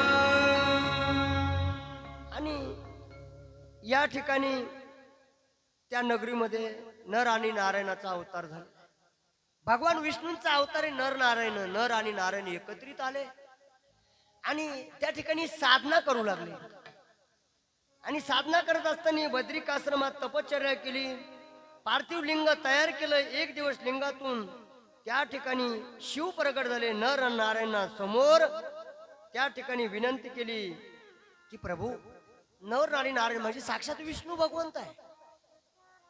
आणि विष्णू भगवंता समोर त्या ठिकाणी भगवान परमात्मा अवतीर्ण झाले, प्रगट झाले. विष्णू भगवंतांनी सांगितलं प्रभू आम्ही कृत्य झालो, आनंदित झालो, पण कशासाठी तपश्चर्या केली हो? जगाच्या कल्याण संतांची भोवती सगळ्या जगाच्या कल्याणासाठी या ठिकाणी तुम्ही केदारेश्वरांच्या रूपामध्ये कायमचं वास्तव्य करावं. सगळ्या जगाचे दुःख हरण करावे. सगळ्या जगाचं ताप नाहीसा करावा. त्रिगुणात्मक ताप आहे आणि हा ताप आपल्याला रात्रंदिवस त्रास देतो. आधी दैविक ताप. आधी दैविक तापाने आम्ही पोळलो 1 महिन्यापासून. केव्हा आहे पाऊस सुरू झाला? आधी दैविक ताप आहे. केव्हा इजा कडकचा? आधी दैविक ताप आहे. केव्हा आपल्याला पूर येतात, केव्हा इजा कडकचा, ढगांचा गडगडाट, केव्हा पाऊस लागतो, केव्हा काय होईल आम्ही घाबरतो. त्याला आधी दैविक ताप म्हटलं. आध्यात्मिक ताप कशाला म्हटलेलं आहे? तर आमच्या शरीरामध्ये रोग निर्माण झाला की आम्ही घाबरतो. अरे मला कॅन्सर झाला, मी मरेल की काय? नवे माझ्या बघा किडनीमध्ये किडनी स्टोन झाला, आता माझं काय होईल? चिंता करतो आपण. त्याला आधी दैविक ताप म्हणतात, याला आध्यात्मिक ताप म्हणतात. आणि पुन्हा या जगामध्ये आधी भौतिक ताप. एखादा वाघ पुढे आला, एखादा साप पुढे आला, मला भीती वाटते आणि भीतीने आपण तापून जातो, घाम सुटतो. घाम सुटत नाही आपल्याला, काही काही नाही म्हणतात. मग आता जर एखादा कोबरा नाग, कालिया नाग, शेष नाग आणि 5 नाग एकत्र आले आणि तुमच्या समोर बोलले ज्या या महाराज जाशाल तुम्ही? मग म्हशाल या बापून राम राम राम राम. घाम येईल तुम्हाला. घाम का? इतका तापाने पळून जातो माणूस. जेव्हा माणसावर वेळ येते तेव्हा कळतं माणसाला. हो, तेव्हा नाही कळत. आणि म्हणून त्याला ताप म्हटलं. हे 3ही ताप निवारण करण्याचं काम. आणि जगामध्ये 28 युगांपासलं पाप असलं ते केदारेश्वराच्या दर्शनाने जातं. म्हणून एक धाम म्हणजे तुमचं एक काम होतं. सगळ्या जन्मजन्मीचा पातकांचा नाट होऊन तुम्ही कायमचे मोक्ष पदामध्ये जातात, त्याला केदारेश्वर ज्योतिर्लिंगामध्ये. म्हणून आपलं एक धाम म्हणून आपण दर्शन घेतो. केदारेश्वर भगवान. आणि मग मात्र सगळ्या इच्छा पूर्ण करणारे एक केदारेश्वर. त्या ठिकाणी सुद्धा एक कथा घडलेली आहे. पांडव फिरत असताना त्या केदारेश्वराच्या त्या भूमीतून जात असताना भगवंताला एक गंमत करूशी वाटली त्या पांडवांची. ते पांडव म्हटल्यानंतर काय कोणी त्यांच्या पुढं टिकाव खाणार नाही. भगवान शिवाला वाटलं आपण थोडी गंमत करू. भगवान शिवाने एक महिषाचं रूप घेतलं, महिषासुराचं. आणि एक त्या रेड्याचं रूप घेतलं आणि पळायला लागले. आणि पांडव असे बघताय, अरे काय पळायला? ते काय असे क्षत्रिय होते बाबा, ते रक्षक होते, रक्षण करणारे होते. अर्जुनाने त्यांनी बघितलं, म्हणलं याचं काय काम होतं रे? म्हणलं कोण आहे रे? पळाली त्याच्या मग 5 पांडव त्याची शेपटीला पकडलं. त्या महिषाच्या शेपटीला पकडलं आणि त्याला जाग्यावर उभं केलं. हो, हालू दिलं नाही. माझ्या भगवान भोलेनाथ होते. एवढी महाबलाढ्य शक्ती पण एका सेकंदात त्या पांडवांनी मिनिटात जागी स्थिर केली आणि त्याच ठिकाणी लीन केली, त्या ठिकाणी स्थिरावले. आणि मग भोलेनाथांनी प्रगट झाले. म्हणले पांडवा, म्हणले तुम्हाला कोणी, तुम्ही एरिका जगामध्ये पूजनीय आहे, शक्तिमान आहे, वंदनीय आहे. आणि असे कौरवांचे हजारो कौरवांचे तुमचे केस वाकडं करू शकणार नाही. ही नीतिमत्ता आहे. ही नीतिमत्ता तिकडे त्यांच्याकडून घेतली. केदारेश्वराने त्यांच्या अनुषंगाने आनंदाला पूजन केलं आणि म्हणले आमच्या नावाने आमचा महिमा म्हणून कायमचं इथंच राहणार. मग तिथंच त्यांनी राहायचा निर्णय घेतला. अशा प्रकारे केदारेश्वराचं हे. त्यानंतर तिथून आमची गाडी निघाली आणि ती गाडी मात्र महाराष्ट्रामध्ये येऊन धडकली म्हणजे पडली नाही बरं. येऊन आणि त्या ठिकाणी स्वागत झालं पुणा नगरीमध्ये, पुण्या जिल्ह्यामध्ये. आणि या औंढनाथ तो वेगळा आहे. पण भीमाशंकर या ज्योतिर्लिंगापूर्ण 6व्या ज्योतिर्लिंगाकडे आम्ही आलेलो आहे. आणि या ज्योतिर्लिंगामध्ये पूर्वी एक भीम नावाचा राक्षस आणि या भीम नावाच्या राक्षसांची पत्नी कुरवारी, आणि तो भीम मात्र तिला राक्षस राज्य करू लागला. आणि करवारी नावाची ती राक्षसी निर्माण झाली. आणि त्या ठिकाणी मात्र या भोलेनाथ भगवान की, ज्यांची आम्ही आतुरतेने आम्हाला रोजचं जेवण पुन्हा शेवटी काही ती वाडी आलीच बुवा. हा ऐकाय. आणि आजही मात्र खरोखर त्यांना मी धन्यता का देतोय माहिती का? थोडीच तोड. आणि बघा ही भगवंताची फार मोठी तळमळ आहे. माझ्या लखन महाराजांनी आणि आमचे महेश महाराजांनी कमतरता भासू दिली नाही. असे महाकलाकार आपल्या समोर अवतरणित करून आपल्यासाठी साथ दिली. महाराज काही जाणवलं नाही महाराज का? कारण की त्यांना माहिती एखादा कुठला कलाकार आणून धरून द्यायचा आणि उभा करायचा. आमच्या महाराजांची कथा पडली नाही पाहिजे. ही तळमळ आमच्या लखन महाराज, त्यांच्या नावाने एकदा टाळी वाजवा. आणि महेश महाराज, ही धर्माची पताक आहे. हे वल्कल्य, ही साधना आहे. ह्या हृदयाची तो हृदय हा द्वेष आहे, ज्याच्या मनामध्ये निर्मलता आहे ना, गंगेच्या पाण्याप्रमाणे मृत्यू लोकांमधला प्रवाह चालतो. आणि चंद्र सूर्य असेपर्यंतचं तेज त्यांच्या शरीरामध्ये घुमत असेल तर त्यांना भगवान विष्णू, भगवान शिव नितांत जन्मोजन्मी त्यांच्यावर कृपा करून त्यांच्या वंशात बलाढ्य अशा कलाकारांची वाढ होऊन त्यांना सुखाचं साम्राज्य आणि कल्याणाचं साम्राज्य लाभू ही माझ्या भोलेनाथांच्या चरणी माझ्या वतीने आपल्या वतीने प्रार्थना करतो. प्रभू त्यांना सांभाळा. हे भक्त आहे, हे आमचं सामर्थ्य. त्यांच्या नावाने पुन्हा एकदा टाळे वाजवा. हे सगळी कलाकार मंडळी ना दादा, हे कीर्तनकारांचं, कथाकारांचं नाक आहे. ऐकाय नाक नाही आपलं, काय नाही, काहीतरी म्हण येते पण मला आठवत नाही. नाक नाही नथीला, नाही आठवलं. नाक न नथीला आणि वल पाडू भीतीला असं काहीतरी म्हणतात. कारण ते नथ महत्वाची. तसं हे नाक आहे कीर्तनकारांचं, कथाकारांचं. नथीशिवाय स्त्री सुंदर दिसत नाही, हे त्यांचा अलंकार आहे. तसा हा कीर्तनकारांचा अलंकार आहे. असो ते बी सुद्धा आपण आपल्याला वाढण्यासाठी या ठिकाणी आलेली सगळ्यांचा वाडी आपण घेणारच आहे. आणि म्हणून आपले 6वं ज्योतिर्लिंग आपल्याकडे वेळ आज थोडासा होणार आहे. पण जा ऐकून एवढा महिना. तुम्ही नाही म्हटले तर मी थांबून जाईल, पण महिमा घेऊन जा. मायबापांनो, एक वर्षभर हा महिमा मिळतो का नाही? आणि प्रत्येक कथेमध्ये तुम्हाला एवढा बारीक महिमा ऐकायला नाही मिळणार मायबापा, पण तुम्ही आज ऐकूनच जा. वगैरे जाऊ दे, अर्ध्या तास पुढे जाईन आपलं होई. आणि मग भीमाशंकर या नगरीमध्ये सगळं अवतीर्ण झाली. आमची गाडी आली आणि त्या ठिकाणी करवरी यांच्या पोटी एक भीम नावाचा राक्षस हा जन्माला आला. आणि या भीमाचा जो वडील होते हा अधर्माने वागणारा होता. आणि म्हणून तो राक्षस म्हणला का राक्षस, पण त्याला भगवान प्रभू रामचंद्रांनी त्याचा वध केला, त्याला संपून टाकलं. बालपणी त्या भीमाचा वडील मरून गेला. भीम म्हणजे भीमदादा नाही, तो भीम राक्षस आहे. आणि मग एक दिवस आपल्या करवरी नावाच्या मातेला विचारू लागला, माते माझा पिता कोण आहे ग? परंतु ऐका ना बाबा, त्यांचा पिता जो कोण होता माहिती आहे?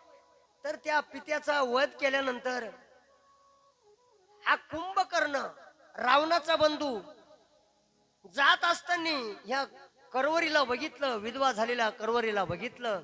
हिचा पती नाही म्हणून त्या कुंभकर्णाने तिचा छळ केला, अत्याचार केला, बळजबरीने त्या करुवरी संघ अंगसंग केला. आणि त्यापासून मात्र हा भीम नावाचा राक्षस जन्माला आला. आणि मग हे मात्र भीमाने जेव्हा विचारलं माय माझा बाप कोणचा आहे, तर मग तो बाप सांगावा लागला आईला. सांगत असताना लाजही वाटू लागली आणि म्हणाले त्याला सुद्धा त्या रामचंद्रांनी वध करून टाकला म्हणाले, त्यालाही ठेवलं नाही, तोही बाप मारला म्हणाले, तुझा सावत्र बापही गेला आणि खरा बापही गेला म्हणाले, तरी मला दुःखाचंच सावट माझ्यावर नाही आई, मी तुला सुखाने काहीतरी करीन म्हणले.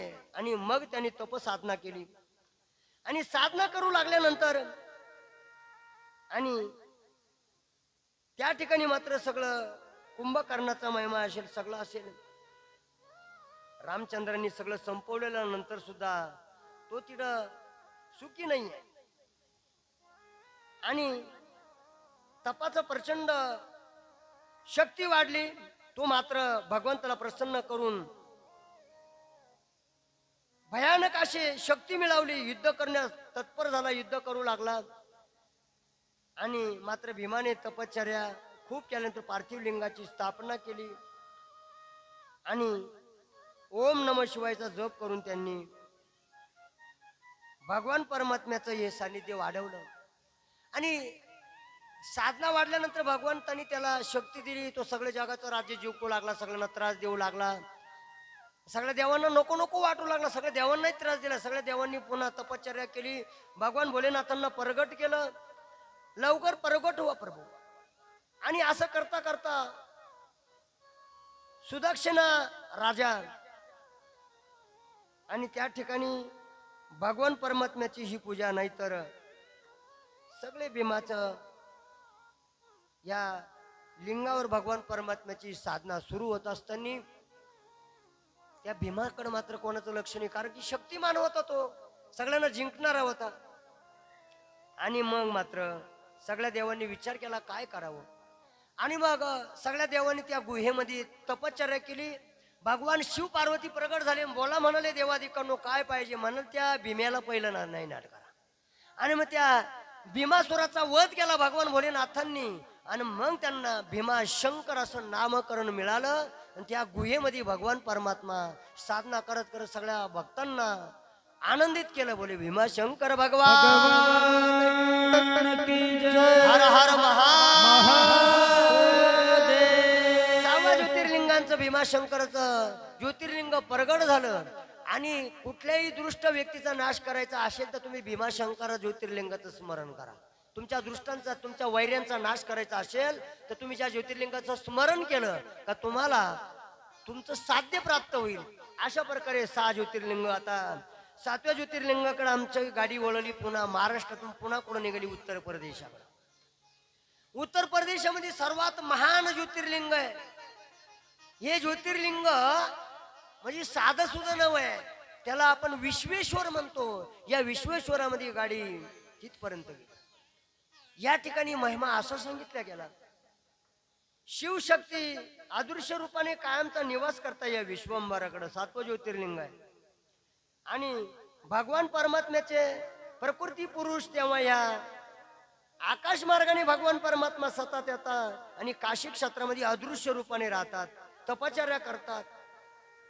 परलय काळ जरी आला तर परलय काळामध्ये संपूर्ण त्या काशी नगरीला त्रिशूळावर घेतात आणि ब्रह्मांडाच्या 21 ब्रह्मांडाच्या वरती घेऊन जातो भगवान शिव त्या काशी नगरीला. आणि सगळा परलय काळ संपला का पुन्हा ब्रह्मदेव जेव्हा अवतार घेतात तेव्हा पुन्हा ती काशी नगरी खाली आणतात. आणि त्याच काशी नगरीपासून सगळ्या जगाची उत्पत्ती सुरुवात होती ब्रह्मदेवाची. ही काशी नगरी आहे म्हणजे तिचा नाश कधीच होत नाही. काशीखंडामध्ये तुम्ही जा, काशीखंडामध्ये फार गोड वर्णन आहे, फार गोड आहे. हे काशीचा महिमा आघात आहे. आणि हे काशीचा महिमा अशा भगवान परमात्म्याच्या साधनेतून भगवान स्वतः त्या ठिकाणी विष्णू भगवंत तपश्चर्या करतात. 33 कोटी देव तपश्चर्या करतात. विष्णू भगवंतांनी तपश्चर्या करता करतात एक देव त्यांचे कर्णकुंडल त्या ठिकाणी पडले. विष्णूच्या एका कानातलं कर्णकुंडल त्या ठिकाणी पडलं. त्या ठिकाणून गंगामाई व्हायला लागली. गंगामाईचा उगम झाला. त्याला मनकर्णिका गंगा म्हणून स्थापना केलेली आहे. आजही तुम्ही काशीच्या नगरीतून मनकर्णिका नावाची गंगा स्थापन झाली. हे विष्णूचं कर्म कुंडलापासून तयार झालं. पुढे जाऊन तो महिमा वाढतच गेला आणि आणि आकाश मार्गाने तपश्चर्या करणारे अनेक देव त्या ठिकाणी येऊन लागले. जलधारा निर्माण करू लागले आणि जन्मधारा जगाचे जीवन कल्याण करणारी, मुक्ती देणारी म्हणजे या काशी नगरीत कुठलाही जीव असो, पक्ष्यांचा असो, पक्ष्यांचा असो, माशाचा असो, चिडीमुंगी असो, जलचर असो, उभयचर असो, आकाश मार्गात असो, किडे मुंगे, कोणताही जीव त्या काशी क्षेत्रामध्ये जिथपर्यंत भगवान परमात्मा शिवांचं अस्तित्व आहे, साम्राज्य आहे, तेवढ्या ठिकाणी जर आत्मा गेला तर त्याला मोक्ष मिळतो. बघा आज पण संतांनी काय सांगितलं माहिती का? अजून एक महिमा काशीचा आहे. या काशी विश्वेश्वराच्या कर्तृत्व कर्माने 3 कर्म मानवाला दिलेले आहे. एक प्रारब्ध कर्म, हे प्रारब्धाने होतं. आणि म्हणून बघा प्रारब्ध कर्म आपल्याला त्रास देतं. त्यानंतर आमचं प्रारब्ध कशावर असतात? आमच्या चालू कर्मावर अवलंबून असतं. कर्म अकर्म ऐका नाही, कर्म सत्य कर्म करायचं, जे कर्म करायला नको ते कर्म करूच नका आणि काही कर्म केल्याशिवाय राहू नका. ऐका नाही. आणि म्हणून संचित क्रियामान, जे संचित एक आहे बरोबर, एक क्रियामान आहे आणि एक प्रारब्ध आहे. प्रारब्ध कर्म होऊन गेलेलं असतं, त्याचा भोग आम्ही आज भोगतो. आणि संचित क्रिया आणि क्रियामान, जे क्रियामान असतं ते आज करतो, प्रारब्ध असतं ते भोगतो. काय सांगितलं? क्रियामान म्हणजे आज करतो ते कर्म, त्याचे भोग नाही आम्हाला. आपण तो मस्त देव देव करतो पण कुठं देव प्रसन्न होतो? अरे आपण आजचा देव देव करतो, हे क्रियामान कर्म आहे. हे कर्म तुम्हाला पुढील जन्मात कामाला येणार आहे. पण प्रारब्ध कर्म जे मागलंय ते तुम्हाला भोगायला आहे. आज जे भोग आहे तुमच्या पुढे ताट मांडलं ते तुम्ही भोगताय, ते प्रारब्ध आहे. मग ऐका ना, त्यानंतरच आम्ही या 3 कर्म दिले. 2 कर्म आम्हाला नाश करता येतात बरोबर, पण जे प्रारब्ध कर्म आहे ते भोगूनच संपत. मात्र इकडं संचित कर्म हे संपत केव्हा? आम्ही जर साधना केली तर. पण साधनेने हे कर्म संपत नाही, त्याला प्रारब्ध कर्म म्हणतात. आणि ते कर्म संपवायचं असेल तर तुम्हाला तिथं देहाचा नाश करावा लागतो. त्या काशी नगरीमध्ये देहाचा नाश. काशी होय कीर, काय सांगितलं? काशी कीर होते. मोक्ष देऊनी उदार परे वेचे शरीरे तिये गावी. ज्ञानोबा राय म्हणतात काशी कीर आहे, मोक्ष देणार आहे, पण वेचे हे शरीर तिये गावी, आपलं शरीर त्या ठिकाणी ठेवावं लागतं. असा महिमा आहे त्या काशीचा. आणि म्हणून प्रारब्ध कर आपलं प्रारब्ध कर्माचा जर नाश करायचा असेल तर शरीर ठेवलं का 3 कर्माचा नाश होऊन मनुष्य मोक्षाला जातो. काशी कर्माची खंड आहे. आणि अशा काशी खंडामध्ये भगवान परमात्मा शिवांनी या विश्वंभराच्या रूपामध्ये, रुद्रदेवांच्या रूपामध्ये भगवंताची ही राजधानी म्हणून काशी, का राजधानीचं वास्तव्य हे 21 खंडाच्या वरती नेतात.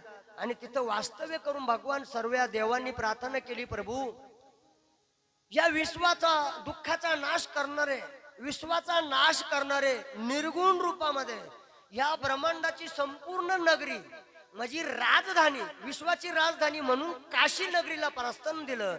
आणि तेव्हापासून ही काशी नगरीचा नाश होत नाही. आणि त्रिखंड आणि ह्या त्रिशूळावर 21 खंडाच्या वरती भगवान शिव घेऊन जातो. प्रलय संपला का पुन्हा घेऊन येतो. आणि अशीच ती विश्वेश्वराची म्हणून विश्वाचा उद्धार करणारी ती काशी नगरी. बोले विश्वनाथ भगवान की जय. अशा नगरीचं दर्शन घेणं मानवाचं फार मोठं कर्तव्य कर्म आहे. किती इच्छा निर्माण केली तरी तिला मरण येत नाही महाराज. अशी ती काशी नगरीचं लिंगाचं दर्शन घेऊन आम्ही पुन्हा 8व्या ज्योतिर्लिंगाकडे निघालो. अतिशय महत्वाचं 8वं ज्योतिर्लिंग आहे. आणि 8व्या ज्योतिर्लिंगाची ताकद ओम त्र्यंबकम यजामहे सुगंधीम पुष्टिवर्धनम उर्वारुकमिव बंधनात मूर्ती मोक्षीय. काय सांगितलं? मूर्ती आणि मोक्षीय. मूर्तीचा नाश करून मोक्षाची प्राप्ती करून ज्योतिर्लिंग. आणि मग आमचं काशीवरून पुन्हा गाडी त्र्यंबकेश्वराच्या नगरीमध्ये आलेली आहे. या ठिकाणी गौतमी गंगा आहे, त्या ठिकाणी काशी विश्वेश्वराची गंगा आहे, या ठिकाणी गौतमी गंगा आहे. आणि म्हणून त्या त्र्यंबकेश्वरीचं 8वं ज्योतिर्लिंगांचा महिमा आघाद आहे. का? आमची ज्योतिर्लिंगाकडं वाटचाल झाल्यानंतर पुन्हा आमचे काय नगरी येते. आणि म्हणून या ठिकाणी बघा अजून दुग्ध शर्करा योग म्हणजे पुन्हा आपल्याच मृत्यू लोकांमध्ये शिव कार्य, विष्णू कार्य, भगवान परमात्म्याचं सतत असं कथांचं साम्राज्य जे ह्या जगापुढे मानतात असे असणारे आपले या ठिकाणी मात्र सुदर्शन महाराज ते या ठिकाणी त्यांचं आगमन झालं. त्यांच्या टाळ्यांच्या गडाडात आपण स्वागत करूया. काशी भोलेनाथ भगवान की जय. हर हर महादेव. आणि म्हणून भगवान परमात्म्याच्या या साधना करत असताना बसा बसा सुदर्शन महाराजांना आपण नतमस्तक नमस्कार केल्यानंतर आपल्या ज्योतिर्लिंगाचा महिमा काशी विश्वनाथांच्या ज्योतिर्लिंगाकडे वळवलो. तिला आपल्याला धावतं वर्णन बघायचंय. आता आपलं अजून 4 ज्योतिर्लिंग बाकी आहे. आमची गाडी आताशी त्र्यंबकेश्वरला पोहोचलेली आहे. हो. आणि अलीगाड त्या ठिकाणी महिमा आघात आहे, वर्णन करण्यासारखं आहे, गोड सानिध्य आहे. अनेक आपल्याला गरुड पुराणाने ब्रह्मवैवर्त पुराणाने स्मरण करून दिलं की कुठल्याही प्रकारचं पितृऋण मुक्त करायचं असेल तर ती काशी नगरी नंतर असेल तर आमची दक्षिण काशी म्हणजे गौतमी काशी आहे. या नगरीमध्ये का महिमा वाढला तर पुढे आहे काय. या ठिकाणी गौतम ऋषींचं सानिध्य आहे. अहिल्यादेवी राहत होती आणि साम्राज्य चालू असताना अनेक ऋषी मुनींचं राज्य चालू असताना काही काळानंतर दुष्काळाचं साम्राज्य ग्रासलं. दुष्काळाने ग्रासलं. पाणी प्यायला मिळाना, अन्न खायला मिळाना, गायींना गवत मिळाना आणि गौतम ऋषी अतिशय त्रस्त झाले. अहिलेच्या सानिध्यात राहू लागले. सगळ्या ऋषींनी प्रस्थान केलं. सगळ्या जीवांना मरण्याची वेळ आली. अशा परिस्थितीमध्ये भगवान परमात्म्याने काय करावं म्हणून काही सुचत नाही. गौतम ऋषींनी तपश्चर्या केली. तपश्चर्या केली असेल तर वरुणदेवांची वरुणदेव प्रसन्न झाले. स्वामी काय पाहिजे ते कशासाठी म्हणले दिसत नाही का तुम्हाला. अरे या ठिकाणी पाणी मिळत नाहीये, अन्न मिळत नाहीये, एकही कण, एकही ज्योत, एकही गवताची ह्या गोमातेला मिळत नाही. तुम्हाला कळत नाही. हात जोडले वरून देवांनी. सांगू लागलेले सांगाल ते करेल. आणि मग सांगितलं वरुण देवांनी माझी एक इच्छा आहे म्हणे. काय एक खड्ड करा. एक खड्ड खोदण्यास सांगितलं. गौतम ऋषींनी खड्ड खोदलं. आणि अशा या ठिकाणी असं मी तुम्हाला जेल देईल. मला पाण्याची गरज आहे, वर्षाव कर. वर्षाव नाही करणार तुम्ही, खड्ड खोदा. खड्ड्यातून पाण्याचा असा वर्षाव होईल का त्या ठिकाणी मात्र सगळीकडे चैतन्य फुलून येईल आणि पक्ष्यांचा किलबिलाट आणि बहरलेला आवाजाचा सुगंध निर्माण करणारं पाणी या ठिकाणी मी देईन प्रभू. खड्ड खंद गौतम ऋषींनी. खड्ड खोदल्यानंतर पाणी उकळायला लागलं. उकळत्या पाण्यातून गंगामाईचं अवतीर्ण त्या ठिकाणी झालेलं आहे. आणि मग मात्र आनंद झाला. सगळीकडे चैतन्य. सगळे मात्र पशु पक्षी तिथे यायला लागले, पाणी प्यायला लागले, प्राणी यायला लागले आणि गवत फुलायला लागलं. फुलं बगीचा आनंदाने सुगंध प्रस्थापित करायला लागला. आनंदाचं वातावरण पुन्हा चैतन्य त्या ऋषमुख पर्वताच्या पायथ्याशी ब्रह्मगिरीच्या सानिध्यामध्ये हा गोड प्रकृतीचा महिमा वाढतोय महिमा. सानिध्य पुढे जात असताना, महिमा पुढे जात असताना गौतम ऋषींची चिंता मिटलेली, तपश्चर्या करताय. आणि एक दिवस तहान लागली म्हणून आईलेनं सांगितलं आईले कमंडलू भरून आण. कमंडलू भरण्यासाठी गेली तर नाही सणवत मृत्यू लोकांमध्ये आपलं कर्तव्य, आपला महिमा नाही सणवत. आजूबाजूला राहणाऱ्या ऋषी मुनींच्या ऋषी पत्न्या सुद्धा पाण्यासाठी आलेल्या होत्या. त्यांनी आईलेला बघितलं, क्रोध झाला, तळपायाच्या आग मस्तकात गेली त्यांनी आणि तिला विलंब करू लागल्या. का तर काहीतरी त्या ऋषींचा श्राप लागावा, पतीने काहीतरी श्राप द्यावा, गौतमाने श्राप द्यावा, इच्छा त्यांची निर्माण झाली. तुला पाणी भरू देत नव्हत्या, काहीतरी गप्पा मारू लागल्या, काही वाद घालू लागल्या आणि खूप विलंब लावला. विलंब करता करता गौतमीने कमंडलू भरून पुन्हा गेली आपल्या आश्रमाकडे गेल्यानंतर मात्र तिकडे मात्र गौतम ऋषींच्या नावाने सगळा महिमा वाढू लागलेला. गौतम ऋषींच्या नावाने गंगा माईला बी स्थान मिळालेले, नामकरण मिळालेले, गौतमी गंगा म्हणून प्रस्थापित झालेली आहे. आणि मग त्या ऋषींना सहन व्हायना, त्यांच्या पत्न्यांना सहन व्हायना, पुढे आघात महिमा सुरू आहे. महिमा झालेत असताना मग मात्र त्यांनी एक कट रचला. भगवान गणपती बाप्पांचं स्मरण केलं. भगवान गणपती बाप्पांची तपश्चर्या केली. गौतम भगवान परमात्मा गौतम ऋषींचा नाश करण्यासाठी, या गावातून हुसकून लावण्यासाठी, या गावातून पळून लावण्यासाठी त्या ठिकाणी गणपतीचं स्मरण करून तपश्चर्या करून गणपती बाप्पा प्रगट झाले. विचारू ऋषी मुनींनो काय पाहिजे? काही पाहिजेत नाही म्हणाले. ह्या आईलेला आणि गौतमाला ह्या गावाच्या बाहेर काढा म्हणले. असं काही असं काहीतरी करा. अरे म्हणलं असं दुष्कृत्य का करताय तुम्ही? काय मिळणार आहे तुम्हाला? नाही म्हणाले आम्हाला वर दे. आम्ही तपश्चर्या केली ना बाप्पा गणपती बाप्पा, तर आम्हाला काहीतरी द्या. नाहीला झाला वर द्यावा लागणार आहे. पण वर देऊ नका म्हणलं. ते कार्य तुम्हीच करा. तुम्ही काय करायचं ते ठरवा. आणि मग स्वतः गणपती बाप्पांना गाईचं रूप घेतलेलं आहे. आणि मग मात्र गौतम ऋषींच्या क्षतामध्ये नासधूस करू लागले. सगळे गवतांची मोडतोड करू लागले. सगळ्या पिकांचा नाश करू लागले. सगळे बगीचा तोडू लागले. तुडून तुडून हैराण केले. गौतम ऋषींना त्रास झाला. गौतम ऋषी म्हणाले अरे ही गाय मंजूर अशी, तर ही गाय जर जगांना त्रास देणार असेल तर ही काय कामाची असेल? हो संताप झाला.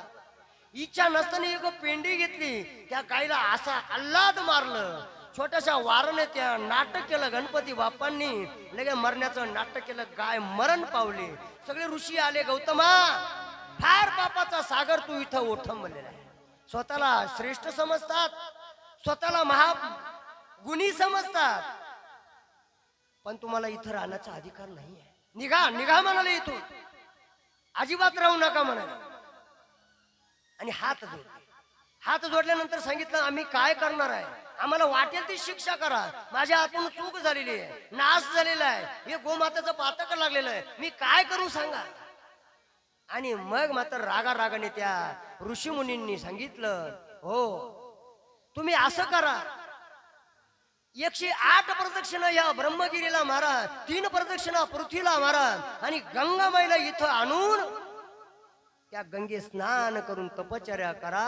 आणि तेव्हा तुमचं पातक त्या गंगेनं जाणार. तोपर्यंत वाहत नव्हती बरं का. ते नुसतं गंगेचं कुंड तयार केलं होतं. त्याला कुशावरती कुंड म्हणतात. ते कुंड होतं, वाहत नव्हतं महाराज तोपर्यंत. मग ऐका ना पुढं महिमा. त्या कुंडामध्ये पाणी पिण्याचं सगळ्यांचं काम झालं. परंतु आता गंगाबाईला आणायचं कसं? पुन्हा तपश्चर्या सुरू केली गौतमांनी. तपश्चर्याला भगवान शिव प्रगट झाले. सांगू लागले काय गौतमा पुन्हा कशासाठी? म्हणाले कशासाठी नव्हे, या जगाच्या कल्याणासाठी नव्हे, तर माझं गो हत्याचं पातक धुण्यासाठी गंगामाईला इथं आणा. भगवान शिव म्हणाले अहो तुम्ही पातक केलंच नाही तर म्हणता कसं? म्हणले नाही पातक केलं नाही कशावर? म्हणले ती गो नव्हती, गाय नव्हती, तो गणपती बाप्पा होता. पण तुम्हाला इडून पळवू लावण्यासाठी हे नाटक केलं. म्हणले षडयंत्र केलं. गौतमांना राग आलेला नाही, राग आला, परंतु त्यांनी गिळला तेवढ्या टाइमात. म्हणले प्रभू हे केलं तर चांगल्यासाठीच केलं तो, कारण की तुमचं दर्शन त्या निमित्ताने मला झालेलं आहे. आमच्या नाथ बाबावर 108 वेळा तो यवन थुकला, तर 108 वेळा गंगामाईचं स्नान झालं, आनंद झाला. म्हणून त्यांनी भगवान पांडुरंगाचं नव्हे तर यवनांचे उपकार मानले. 108 वेळा स्नान झालं. तसं त्या भगवान परमात्म्याच्या सानिध्यामध्ये गौतम सांगू लागले प्रभू तुमचं दर्शन झालं, हेच माझं कर्तव्य. कर्म तपश्चर्यांचं सफलता झाले. पण आता मात्र तुम्ही माझं पातक धुण्यासाठी गंगामाईला बोलवा. म्हणजे काय गरज नाही, नाही मला पाहिजेत. मग गंगामाईला ती शरीर रूपी गंगामाई धारण केलेली होती माझ्या भोलेनाथांनी. आणि सांगितलं गंगे बाहेर निघ, निघ गंगे. आणि त्यावेळेस मात्र गंगामाई म्हणले नाही नाही नाही, मी आज निघणार नाही, निघणार नाही, निघणार. संताळले, तांडव करू लागले, शिखरावर गेले, तरी गंगामाई निघत नाही. आणि शेवटी धाड धाड धाड जटा आपटल्या, पाय रोवले आणि जटातून गंगामाईला खाली यावं लागलं आणि व्हायला लागली. जटा आपटलेल्या ब्रह्मगिरी अजूनही साक्षात जटांच्या निशाण्याने पाय रोवल्याची निशाणी ब्रह्मगिरीवर हो. आणि गंगामाई तिथून निघायला लागली. त्या गंगेमाई स्नान केलं गौतमांनी, गोहात्याचं पातक केलं. आणि हे मात्र कळलं बाकीच्या ऋषींना. बाकीच्या ऋषींनी तयारी केली. नाही म्हणाले गौतम ऋषी जर एवढे महान पवित्र झाले, शिवाचं दर्शन झालं, तर आपणही त्या गंगेत आंघोळ करू. आंघोळ करण्यासाठी गेले, परंतु श्राप दिला गौतमांनी. अरे षडयंत्र करून मला तुम्ही फसवलात ना, तुम्हाला त्याचं स्नानच मिळणार नाही. पुन्हा गंगामाई गुप्त झाली महाराज हो, गुप्त झाली जाग्यावरून. नाही कळली त्या ऋषी मुनींना. त्यांचं स्नान भरकटून गेलं. पण एका क्षणात गंगेमाई स्नान करण्यासाठी गेले, पण तिसऱ्या डोळ्याने भस्म होऊन सगळ्या त्या ऋषींचा नैनाट झाला. तेच स्थान म्हणजे त्र्यंबकेश्वर. आणि भगवान शिव प्रगट झाले. 3 नेत्र त्यांनी उघडले, पण ब्रह्मांड जळू दिलं नाही. 3 नेत्रांचं सानिध्य आणि 3 महात्मे, 3 महिमा बघा. ब्रह्मगिरी असेल, शिव असेल, निवृत्तीनाथ दादा असेल, भगवान हनुमानजी असेल सगळ्यांचं सानिध्य हे शिवाचंच साधन दे. आणि मग त्या ठिकाणी तो महिमा वाढला आणि भगवान परमात्मा प्रगट झाल्यानंतर त्या ठिकाणी 3 रूपामध्ये 3 नावामध्ये एकत्रीकरण केलं. फक्त मुखडा लावला, सगळं त्या ज्योतिर्लिंगाचा आतमधून गायब केलं. त्या मुखड्याच्या रूपाने सगळ्या ज्योतिर्लिंगांना मुखडा नाही, हा सगुणाचा मुखडा लागलेला आहे. कारण की हे सगुण रूप म्हणजे ऋषीमुनींचं रूप आहे, ऋषीमुनींची साधना आहे. आणि तेव्हापासून ते 3 तत्वांनी 3 गुणांनी रज तम आणि सत्व हे 3 गुण एकत्रित करून ते त्र्यंबकेश्वर नावाने प्रविष्ट झाले. आणि माझ्या गौतम रायांनी, माझ्या गौतम ऋषींनी सांगितलं, प्रभू याच ठिकाणी सगळं पितृदोष जाण्यासाठी कायमचा अवतीर्ण राहा आणि जगाला दर्शन द्या. या दर्शनाने साक्षात भोलेनाथांचं दर्शन घडतं. असे असणार आमचं त्र्यंबकेश्वरचं ज्योतिर्लिंग. बोले त्र्यंबकेश्वर भगवान की जय. अशी त्र्यंबक यात्रा आमची आटोपलेली आहे. आणि पुढं आमच्या 9व्या ज्योतिर्लिंगाकडे आमची यात्रा सुरू झाली महाराज. आणि भगवान परमात्म्याचा हा महिमा बघा, एक शॉर्टकट मध्ये आलेलो चालेल ना, आणखी 10-5 मिनिटं 10 मिनिटात. आणि त्यानंतर आपण फक्त सांगू घेऊ पाहिजे तर आपण या 3 ज्योतिर्लिंग 4 ज्योतिर्लिंग 9, 10, 11 आणि 12 4 ज्योतिर्लिंगाचा महिमा पुन्हा काय होतं रे बघू. कारण की आपला वेळ जास्त झालेला आहे. तर आपण 11:15 वाजले आटपून घेऊ आपण. बघा पुढं त्याच्यानंतर आपलं नागेश्वर ज्योतिर्लिंगाची उत्पत्ती झाली. आणि पुन्हा परळी, वैजनाथ आणि भगवान परमात्म्याचं हे सानिध्य पुढे जात असताना हे ज्योतिर्लिंग आमच्या सानिध्यात वाढावे. भगवंताचं हे चैतन्य, महाचैतन्य आणि चैतन्य बघत असताना या प्रवास आम्ही भगवान शिवांच्या सानिध्यात केला. आणि त्यानंतर आम्ही सगळं ज्योतिर्लिंग करत करत 12व्या ज्योतिर्लिंगाकडं प्रस्थान केलं. 12व्या ज्योतिर्लिंगाची आता तिथेही कहाणी घडलेली आहे. 2 बहिणींमध्ये कहाणी घडली, कृष्णा. आणि त्याही ठिकाणी कृष्णा बहीण, आता सांगायला म्हटलं का आपला परत जास्त वेळ लागतो म्हणून सांगावं की नाही ही चिंता पडली. पण असो, या कृष्णेने भगवान परमात्म्याच्या सानिध्यामध्ये ही कृष्णा ही दुसरी बहीण होती. आणि हे कार्य सांगत असताना भगवंतांनी आपल्या सानिध्यामध्ये देवगिरी पर्वताच्या सानिध्यामध्ये भारद्वाज कुळाजामध्ये सुधर्मा नावाचा विद्वान ब्राह्मण त्या ठिकाणी राहत होता. पत्नी पतिव्रता सुदेह नावाची पत्नी. सुदेह पत्नीला पोटी संतती होत नव्हती आणि म्हणून सगळे नावं ठेवू लागले, सगळे तिला चिडवू लागले. म्हणून तिने सांगितलं, माझी लहानी बहीण कृष्णा हिच्याबरोबर लग्न करा. लग्न करून तिने पुढं प्रवास वाढवला. मुलगा झाला. मुलाचं अतिशय लग्न केलं सगळं. पण सवतीचं भांडण आणि त्यात नवऱ्याचं कांडण असं काहीतरी म्हणून लावलं आहे. नवरा कांडला जातो त्या ठिकाणी सवतीच्या भांडण. आणि मग मात्र सवतीचं भांडण तिला सहन होत नाहीये. तिला तो मुलगा सहन होत नव्हता. सवतीचा मुलगा, सख्या बहिणीचा मुलगा, घृष्णेचा मुलगा सहन व्हायना. तिने एक ठेवई कट रचला. तिचं लग्न केलं तरी सहन होत नाही. सुनबाई पूजा करू लागली, तो मुलगा पूजा करू लागला, पण सहन होत नाही. शेवटी रात्री आली आणि त्याचे तुकडे केलेच. मुलाला मारून टाकलं. ते तुकडे एका सरोवरामध्ये टाकून दिले. सरोवरामध्ये ते तुकडे गेल्यानंतर ही मात्र तिथं आनंद जयघोष करू लागली. आणि सरोवरामध्ये तुकडे फेकले कृष्णे. आणि कोणी फेकले? या सदेह नावाच्या आईने फेकले. आणि त्या ठिकाणी मात्र भगवंताला सहन नाही होते. ही कृष्णा आणि तो मुलगा सतत शिवाचं स्मरण करत होते. कृष्णाने बघितलं, माझ्या बहिणीने कट रचला, माझ्या मुलाचा घात केला. आणि घात जरी केला असेल ना, परंतु याच्यातून काहीतरी मिळणार आहे. पुन्हा तिनं भगवान शिवाचं ज्योतिर्लिंग, पार्थिव ज्योतिर्लिंग तयार केलं. कृष्णेने साधना केली, खीर तयार केली, नैवेद्य तयार केला. नैवेद्य घेऊन गेली. त्याच सरोवराला नैवेद्य अर्पण करून जेव्हा आली त्या ठिकाणी पुन्हा तिला तिच्या नजरेने दिसणारा, तीरावर दिसणारा, सरोवराच्या तीरावर पुन्हा तिचा मुलगा जिवंत झालेला कृष्णेने बघितला. मुलाला बरोबर घेतलं आणि आपल्या सानिध्यात आली. भगवान शिवाने तिला श्राप दिला, सदेहचा नैनाट केला.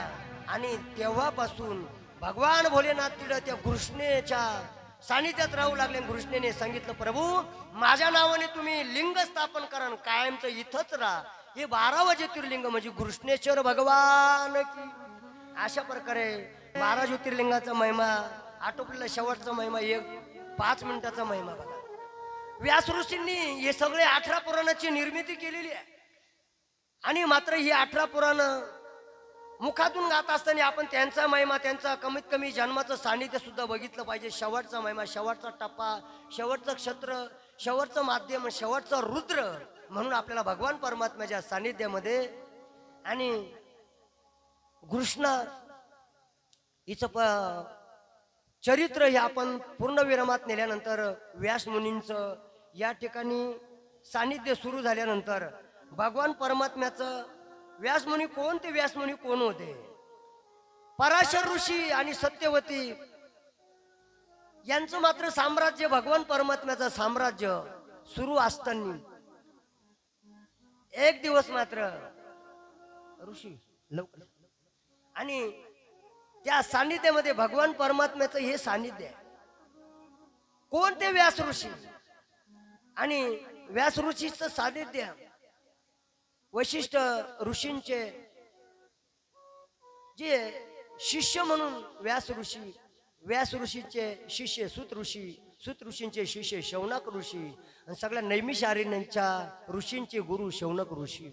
असा ऋषी महिमा, ऋषी परंपरा आहे, गुरु परंपरा आहे. पण त्या व्यास ऋषींनी 18 पुराण, 4 वेद, 6 शास्त्र मुखातून कसे काढले, का काढले, कोण प्रसन्न नाही त्यांना, कोणाचा महिमा, हे आम्हाला बघण्यासाठी आम्ही फक्त 7 मिनिटाच्या ह्या चरित्रामध्ये पूर्णत्वाला आम्ही करणार आहोत. पण या व्यासांचा जन्म कसा झाला आहे? एक वेळेस बघा, यमुना नदी पार करत असताना यमुना नदीचा पूर आलेला आहे आणि सगळे नावडी जेवण करत असताना जेवताना त्या ठिकाणी भगवान परमात्म्याचाच रूप पराशर रूपशी आले. गंगामाई भरून चालली म्हणून त्या ठिकाणी त्या तीरावर जायचंय म्हणून विचार करू लागले. आणि मग त्या नावडल्याला सांगितलं, नावाडी दादा, अरे मला जायचंय प्रवासासाठी, लवकर मला त्या नावेतून तिकडे पोहोचव. जेवण करत होता बिचारा. आणि जेवण करत असताना एक काळ्या रंगाची वर्णाची कन्या आहे, एक कन्या सानिध्यामध्ये होते त्यांच्यावाल्या नावाड्यांच्या. नावाडीने आपल्या त्या मुलीकडे बघितलं, कन्याला सांगितलं, ए मत्स्यगंधा इकडे ये म्हणाले. आणि काळ्या रंगाची ती मत्स्यगंधा अक्षय गोजीरवाणी आणि सुंदर रूप होतं, परंतु रंग मात्र काळा. ती गोजीरवाणी कन्या उठून आपल्या पिताश्री समोर आली, सांगितलं, पिताश्री काय आज्ञा आहे? आज्ञा काय म्हणून सांगितलं. त्या मत्स्यगंधाला बोलून घेतलं नावाड्यांनी, सांगितलं, मी जेवण करतोय म्हणाले, मला थोडा वेळ लागल, तू मात्र ही नाव सोड. नाव पाण्यामध्ये सोडल्यानंतर या ऋषींना त्या कडेवर नेऊन सोडून दे, एवढाच आदेश कन्येला दिला. कन्येने आदेश, बापाचा, पित्याचा, वडिलांचा आदेश पालन केला. नाव सोडली त्या गंगेमध्ये. आणि सोडल्यानंतर त्या ठिकाणी नाव सोडल्यानंतर पराशर ऋषी बसले आणि ती वल्कल्ली हालायला सुरुवात केली ती मत्स्यगंधाने. आणि नाव पाण्यात तरंगू लागली, चालू लागली, अर्ध्यावर गेली. अर्ध्यावर नाव पोचली तेव्हा मत्स्यगंधेकडे बघता बघता पराशर ऋषी आकर्षित झाले. रंगाने काळी पण सुंदर रूप आणि गोजीरवानं रूप त्यांच्या मनात भरलं, ध्यानात भरलं. आणि भरता भरता त्यांचं मन फिरलं आणि मन फिरता फिरता हात त्यांच्या हातात गेले आणि तिचा हात धरून तिला ओढू लागले. ती वल्कल्ले हलवते, वल्कले हलवता मत्स्यगंधाचा हात धरला. मत्स्यगंधांनी वल्कले हलवता हलवता हलवता पराशर ऋषींकडे बघितलं. प्रभू, स्वामी, ऋषी, तुम्ही महान कुळामध्ये, महान ऋषींच्या सानिध्यामध्ये अवतारित महापुरुष आहात, महाध्यानी आहात, फार ज्ञानी आहेत. आणि तुम्हाला ही शोभून दिसणारं कृत्य कर्म नाही, वाईट कर्म आहे. तुम्ही माझ्याकडे बघून एवढं मोठं वाईट कर्म करू नका. प्रभू, तुम्ही स्वामींचा अवतार आहे. मी तर एका खालच्या कुळातली मलिनता आहे, माझ्या अंगाचा वास येतोय, दुर्गंधी येते. तुम्ही सुंदर कुळामध्ये जन्माला आलेला आहे आणि तुमच्या सुंदर त्या कुळामध्ये सुंदर तो तुम्ही घालू नका आणि माझ्या एका स्त्रीच्या नादी लागून तुमच्या कुळाचा नाश करू नका. स्वामी, नका करू.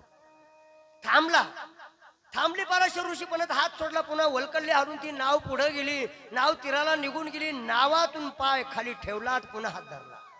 नाही रावलं पराशर ऋषीने. हा काम आपला इतका वाईट असतोच ना महाराज, तो त्याला लज्जा नाही, त्याला काहीच वाटत नाही, शरम वाटत नाही, त्या मिनिटाला करून जातो. पण करण्याचे फळ मात्र फार वाईट मिळाले. आणि म्हणून संत म्हणतात, केले कर्म झाले त्याची भोग आले केले कर्म झाले त्याची भोग आले केले कर्म झाले त्याची भोग आले. केले कर्म झाले त्याची भोग आले. उपजल मेले ऐसे कीदी उपजल मेले ऐसे कीदी केले कर्म झाले त्याची भोग आले केले कर्म झाले त्याची भोग आले. उपजल मेले जय हो. ऐसे कीर्ती. उपजल मेले ऐसे कीर्ती. केले कर्म झाले जय हो. त्याची भोग आले. केले कर्म झाले त्याची भोग आले. भोलेनाथ भगवान की जय. शेवटी हात धरला पराशर ऋषींनी आणि एकांतात वडू लागले तर ती कन्या पुन्हा सांगू लागलेली प्रभू स्वामी हे योग्य नाही आहे. म्हणाले जन सृष्टी काय म्हणेल माझा पिताश्री काय म्हणेल मला वाईट वाटतं ही गोष्ट करू नका जग कोणी बघेल बघेल म्हटल्यानंतर पराशर ऋषींनी पुन्हा धुराचं वातावरण तयार केलं धुक निर्माण केलं. कोणीच कोणला दिशेने एवढा धुराच्या त्या धुक्यामध्ये पराशर ऋषींनी एकांतित नेलं आणि त्या कन्येला बघा नाईलाज नाही शेवटी कन्याचा नाईलाज झालेला आहे. एवढे महान ऋषींना फार तपस्वी ऋषींना आपण नाही कसं म्हणावं आणि म्हणून ती शांत बसली आणि शेवटी जे व्हायचं ते झालं. परंतु तिने सांगितलं स्वामी तुम्ही जगाचे ज्ञानवंत गुणवंत साधू आहात पण मला काहीतरी वर द्या आणि म्हणून मला या जगामध्ये लोक निंदा करतील नाव ठेवतील म्हणाले तर मला वर द्या. तुझा निंदा कोणी करणार नाही तुला वर देतो तुझा शरीरातून सुगंध सुटेल म्हणाले जे मत्स्यगंधा घाबरू नको तुझी कोणीही निंदा करणार नाही. आहे तर या विश्वाच्या कल्याणासाठी घडलेली कहाणी आहे. तुझ्या पुढे सुंदर मुलगा जन्माला येईल धैर्यवान मुलगा जन्माला येईल ज्ञानवंत मुलगा जन्माला येईल या जगाचं कल्याण करणारे ग्रंथ त्याच्या मुखातून बाहेर पडतील असाच कर्तृ कर्म असणारा मुलगा तुझ्या पोटी जन्माला येईल. चित्रगंधा आपलं मत्स्यकन्या तू घाबरू नको वर दिला आणि निघून गेले. निघून गेल्यानंतर मग काही दिवसांनी ती गरोदर झाली तिच्या पोटी मुलगा जन्माला आला आणि मुलाचं बघा त्या ठिकाणी भगवान परमात्म्याचं फार मोठं वैभव असतं. त्या ठिकाणी द्वैपण नाव त्यांना दिलं. द्वैपण नगरीमध्ये त्या ठिकाणी परत बादरायण सुद्धा म्हणतात बघा त्यांना. असे अनेक नाव असे जसं जसं कर्म केलं तसं त्याची साधना केली अशा प्रकारे त्या भगवान परमात्म्याच्या नावाचं ठसे त्या ठिकाणी उलटले साधना. आणि मग मात्र भगवान परमात्मा या ठिकाणी मृत्यू लोकामध्ये आवडीचं नाव व्यास ठेवलं आणि व्यास नाव का ठेवलं तर ह्या जगामधला सगळा प्रताप जगाला कळावा म्हणून ती मत्स्यगंधा आणि लहान ते व्यास बाळ रूपामध्ये फिरू लागले. ह्या नगरातून त्या नगरामध्ये त्या नगरातून ह्या नगरात फिरता फिरता चालू लागले. आई उपदेश करू लागली त्या लहान लेकराला घेऊन फिरू लागलेली आहे आणि प्रत्येक नगरामध्ये प्रत्येक देवादिकांमध्ये जात असताना बापाच्या समोर जावं कसं म्हणून नाईलाजाने त्यांना वाटचाल करत करत करत ती मत्स्यकन्या घेऊन आली आपल्या लेकरांसाठी आणि जात असताना आले आपल्या पित्याश्रीकडे. भगवान परमात्म्याच्या सानिध्यातला महिमा आहे आगाध महिमा आहे आणि ती आनंदाने त्या लेकराला बरोबर घेऊन फिरत असे त्यांना उपदेश करू लागली. लहान लेकरू आहे पण तिला माहिती नाही या पराशर ऋषींनी फार मोठा प्रताप असा वर त्यांना दिलेला आहे आणि ती मत्स्यगंधा आणि पराशर ऋषी येऊन मात्र त्या नावाडी रूपाच्या बापापर्यंत पित्यापर्यंत येऊन पोहोचले. त्या ठिकाणी आल्यानंतर भगवान परमात्म्याच्या सानिध्यामध्ये आले आणि त्या ठिकाणी मात्र त्यांचं स्वागत करण्यात सगळ्या देवाधिकांनी सुद्धा अनुमोदन दिलं आणि पित्याची पायरी चढू लागली आणि आल्यानंतर भगवान परमात्मा व्यास रूपांच्या ज्ञान देवता गुणवंत देवताच्या रूपाने आले. स्वागतम स्वागतम सुस्वागतम स्वागतम गुरुदेव स्वागतम गुरुदेव स्वागतम गुरुदेव स्वागतम गुरुदेव स्वागतम गुरुदेव स्वागतम गुरुदेव स्वागतम गुरुदेव स्वागतम गुरुदेव स्वागतम व्यास जी स्वागतम व्यास जी स्वागतम व्यास जी स्वागतम व्यास जी स्वागतम व्यास सुस्वागतम व्यास स्वागतम व्यास सुस्वागतम व्यास व्यास जी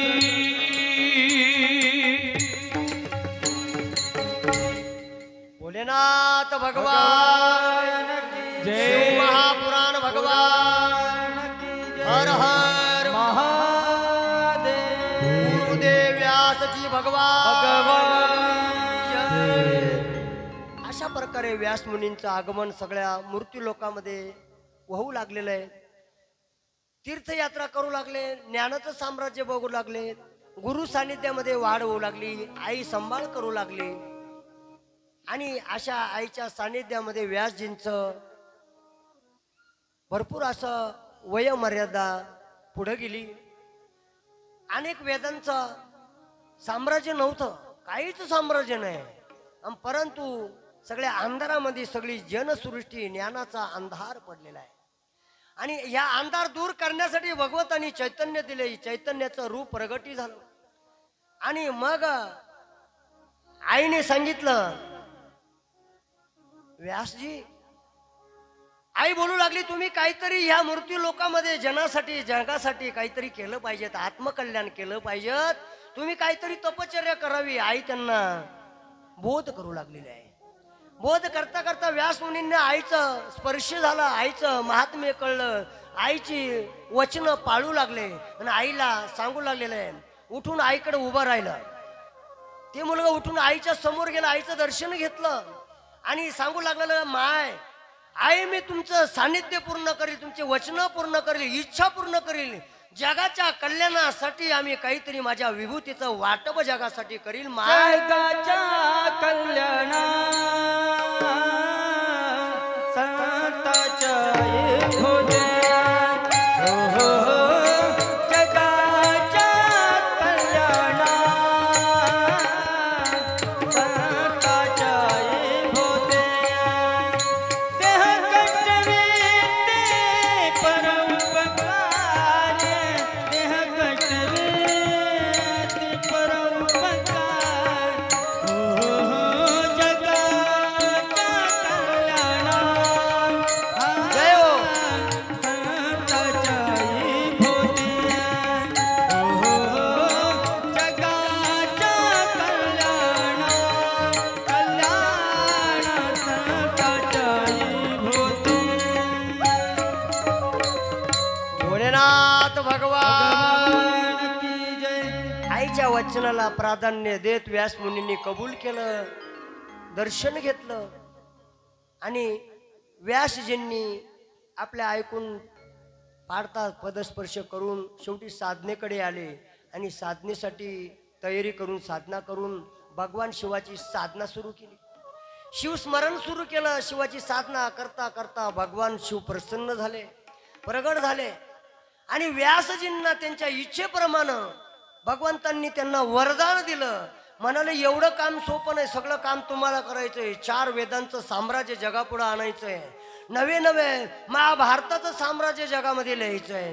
4 वेद, 18 पुराण, 6 शास्त्रांचं हे कर्तव्य कर्म.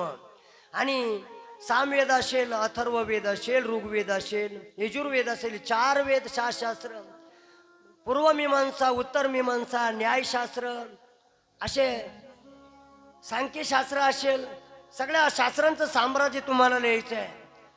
पुन्हा पद्मपुराण असेल, शिवपुराण असेल, वैमवर्त पुराण असेल, भविष्य पुराण असेल, नारद पुराण असेल, कुर्म पुराण असेल, मत्स्य पुराण असेल, नारद पुराण असेल, भविष्य पुराण असेल, सगळे पुराण तुम्हाला लिखाण करायचं. व्यासजींना भगवान शिव सांगू लागले, भगवान परमात्म्याच्या समोर हात जोडले व्यासांनी, मी कसं करणार आहे, माझ्याकडून अशक्य आहे. पण भगवान शिवांनी सांगितलं काय कमतरता आहेत, म्हणाले मला शक्य नाही. भगवान शिवांनी एक वरदान दिलं, मी तुमच्या कंठात येईन.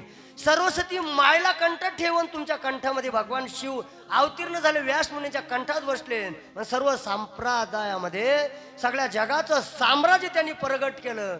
बोले व्यास मुनी भगवान की. त्यांच्या नावावर आजही सगळं शास्त्र भगवान शिवाच्या आशीर्वादाने, भगवान शिवाच्या कर्तृत्व कर्माने त्यांच्या नावावर आहे. म्हणून अशा प्रकारे ह्या जगाचा महिमा, या विश्वाचा महिमा, प्रत्येक पुराणात व्यासजींचं नाव आहे, प्रत्येक पुराणात शिवाचा महिमा आहे, प्रत्येक पुराणात ब्रह्माचा महिमा आहे, प्रत्येक पुराणात विष्णूंचा महिमा आहे. अशा 18 पुराणाची या जगाची फार मोठी गोड अशी शक्ती आपल्या समोर प्रगट करत असताना आमच्या गोड कीर्तनकार तेजस्विनीताई जगताप यांनी हे गोड अशा बघा झाकी म्हणजे एवढी साधना सुद्धा ते तसं उभे गोड असं त्यांना प्रत्येक झाकीतून त्यांना मी धन्यता देतो. गोड कला आमच्या ताईंच्या, त्यांचं स्वागत करा टाळ्या वाजून गोडाच्या रूपाने त्यांनाही धन्यता देतो. या ठिकाणी आपल्या कथेचा विराम होत असताना मूर्ती लोकातला प्रवास आहे मायबापा. कधी जास्त असतो, कधी कमी असतो, कधी थोडा असतो, कधी नसतोच. परंतु जेव्हा नसतोच ना तेव्हा चिंतन करा, आणि असतो ना तेव्हा स्मरण करा, आणि चालताना मात्र थोडं देत चाला, येताना घेत चाला, आणि जाताना बरोबर घेऊन जा. हा महिमा भगवंताचा आहे, शिवाचा आहे. आपलं सान्निध्यात सगळ्यांनी शांत चित्ताने एवढा वेळ झाला. शस्त्र आमच्या हातात आहे, आणि त्रिशूळ जर हातात घेतात या जगामध्ये कुठलंच दुःख नाही. त्रिशूळ म्हणजे 3 गुण आहे. त्रिगुणात्मक त्रैमूर्ती दत्त हा जाणार 3 गुणांच्या रूपात आमचा दत्त आलेला आहे. एकत्रितकरण, आणि ते एकत्रितकरणाचं तुम्ही स्मरण करा. मग स्मरण करताना संत काय म्हणतात, ब्रह्म विष्णू आणि महेश्वर, ब्रह्म विष्णू आणि महेश्वर सामोरी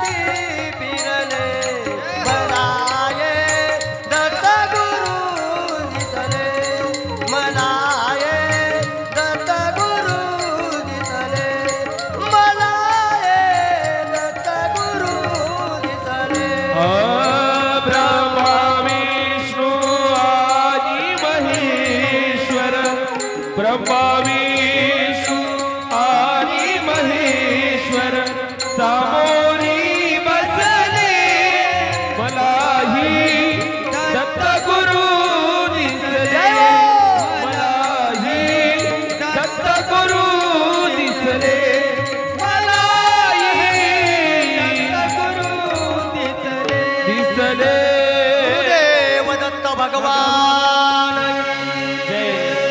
नमः महादेव ओम हराय नमः ओम हराय नमः ओम हराय नमः ओम हराय नमः ओम हराय नमः ओम हराय नमः ओम शिव महापुराणाय नमः ओम शिव महापुराणाय नमः पार्वती मातेय नमः पार्वती माते नमः भोलेनाथ भगवान की जय जय हर हर महादेव हर हर महादेव हर हर महादेव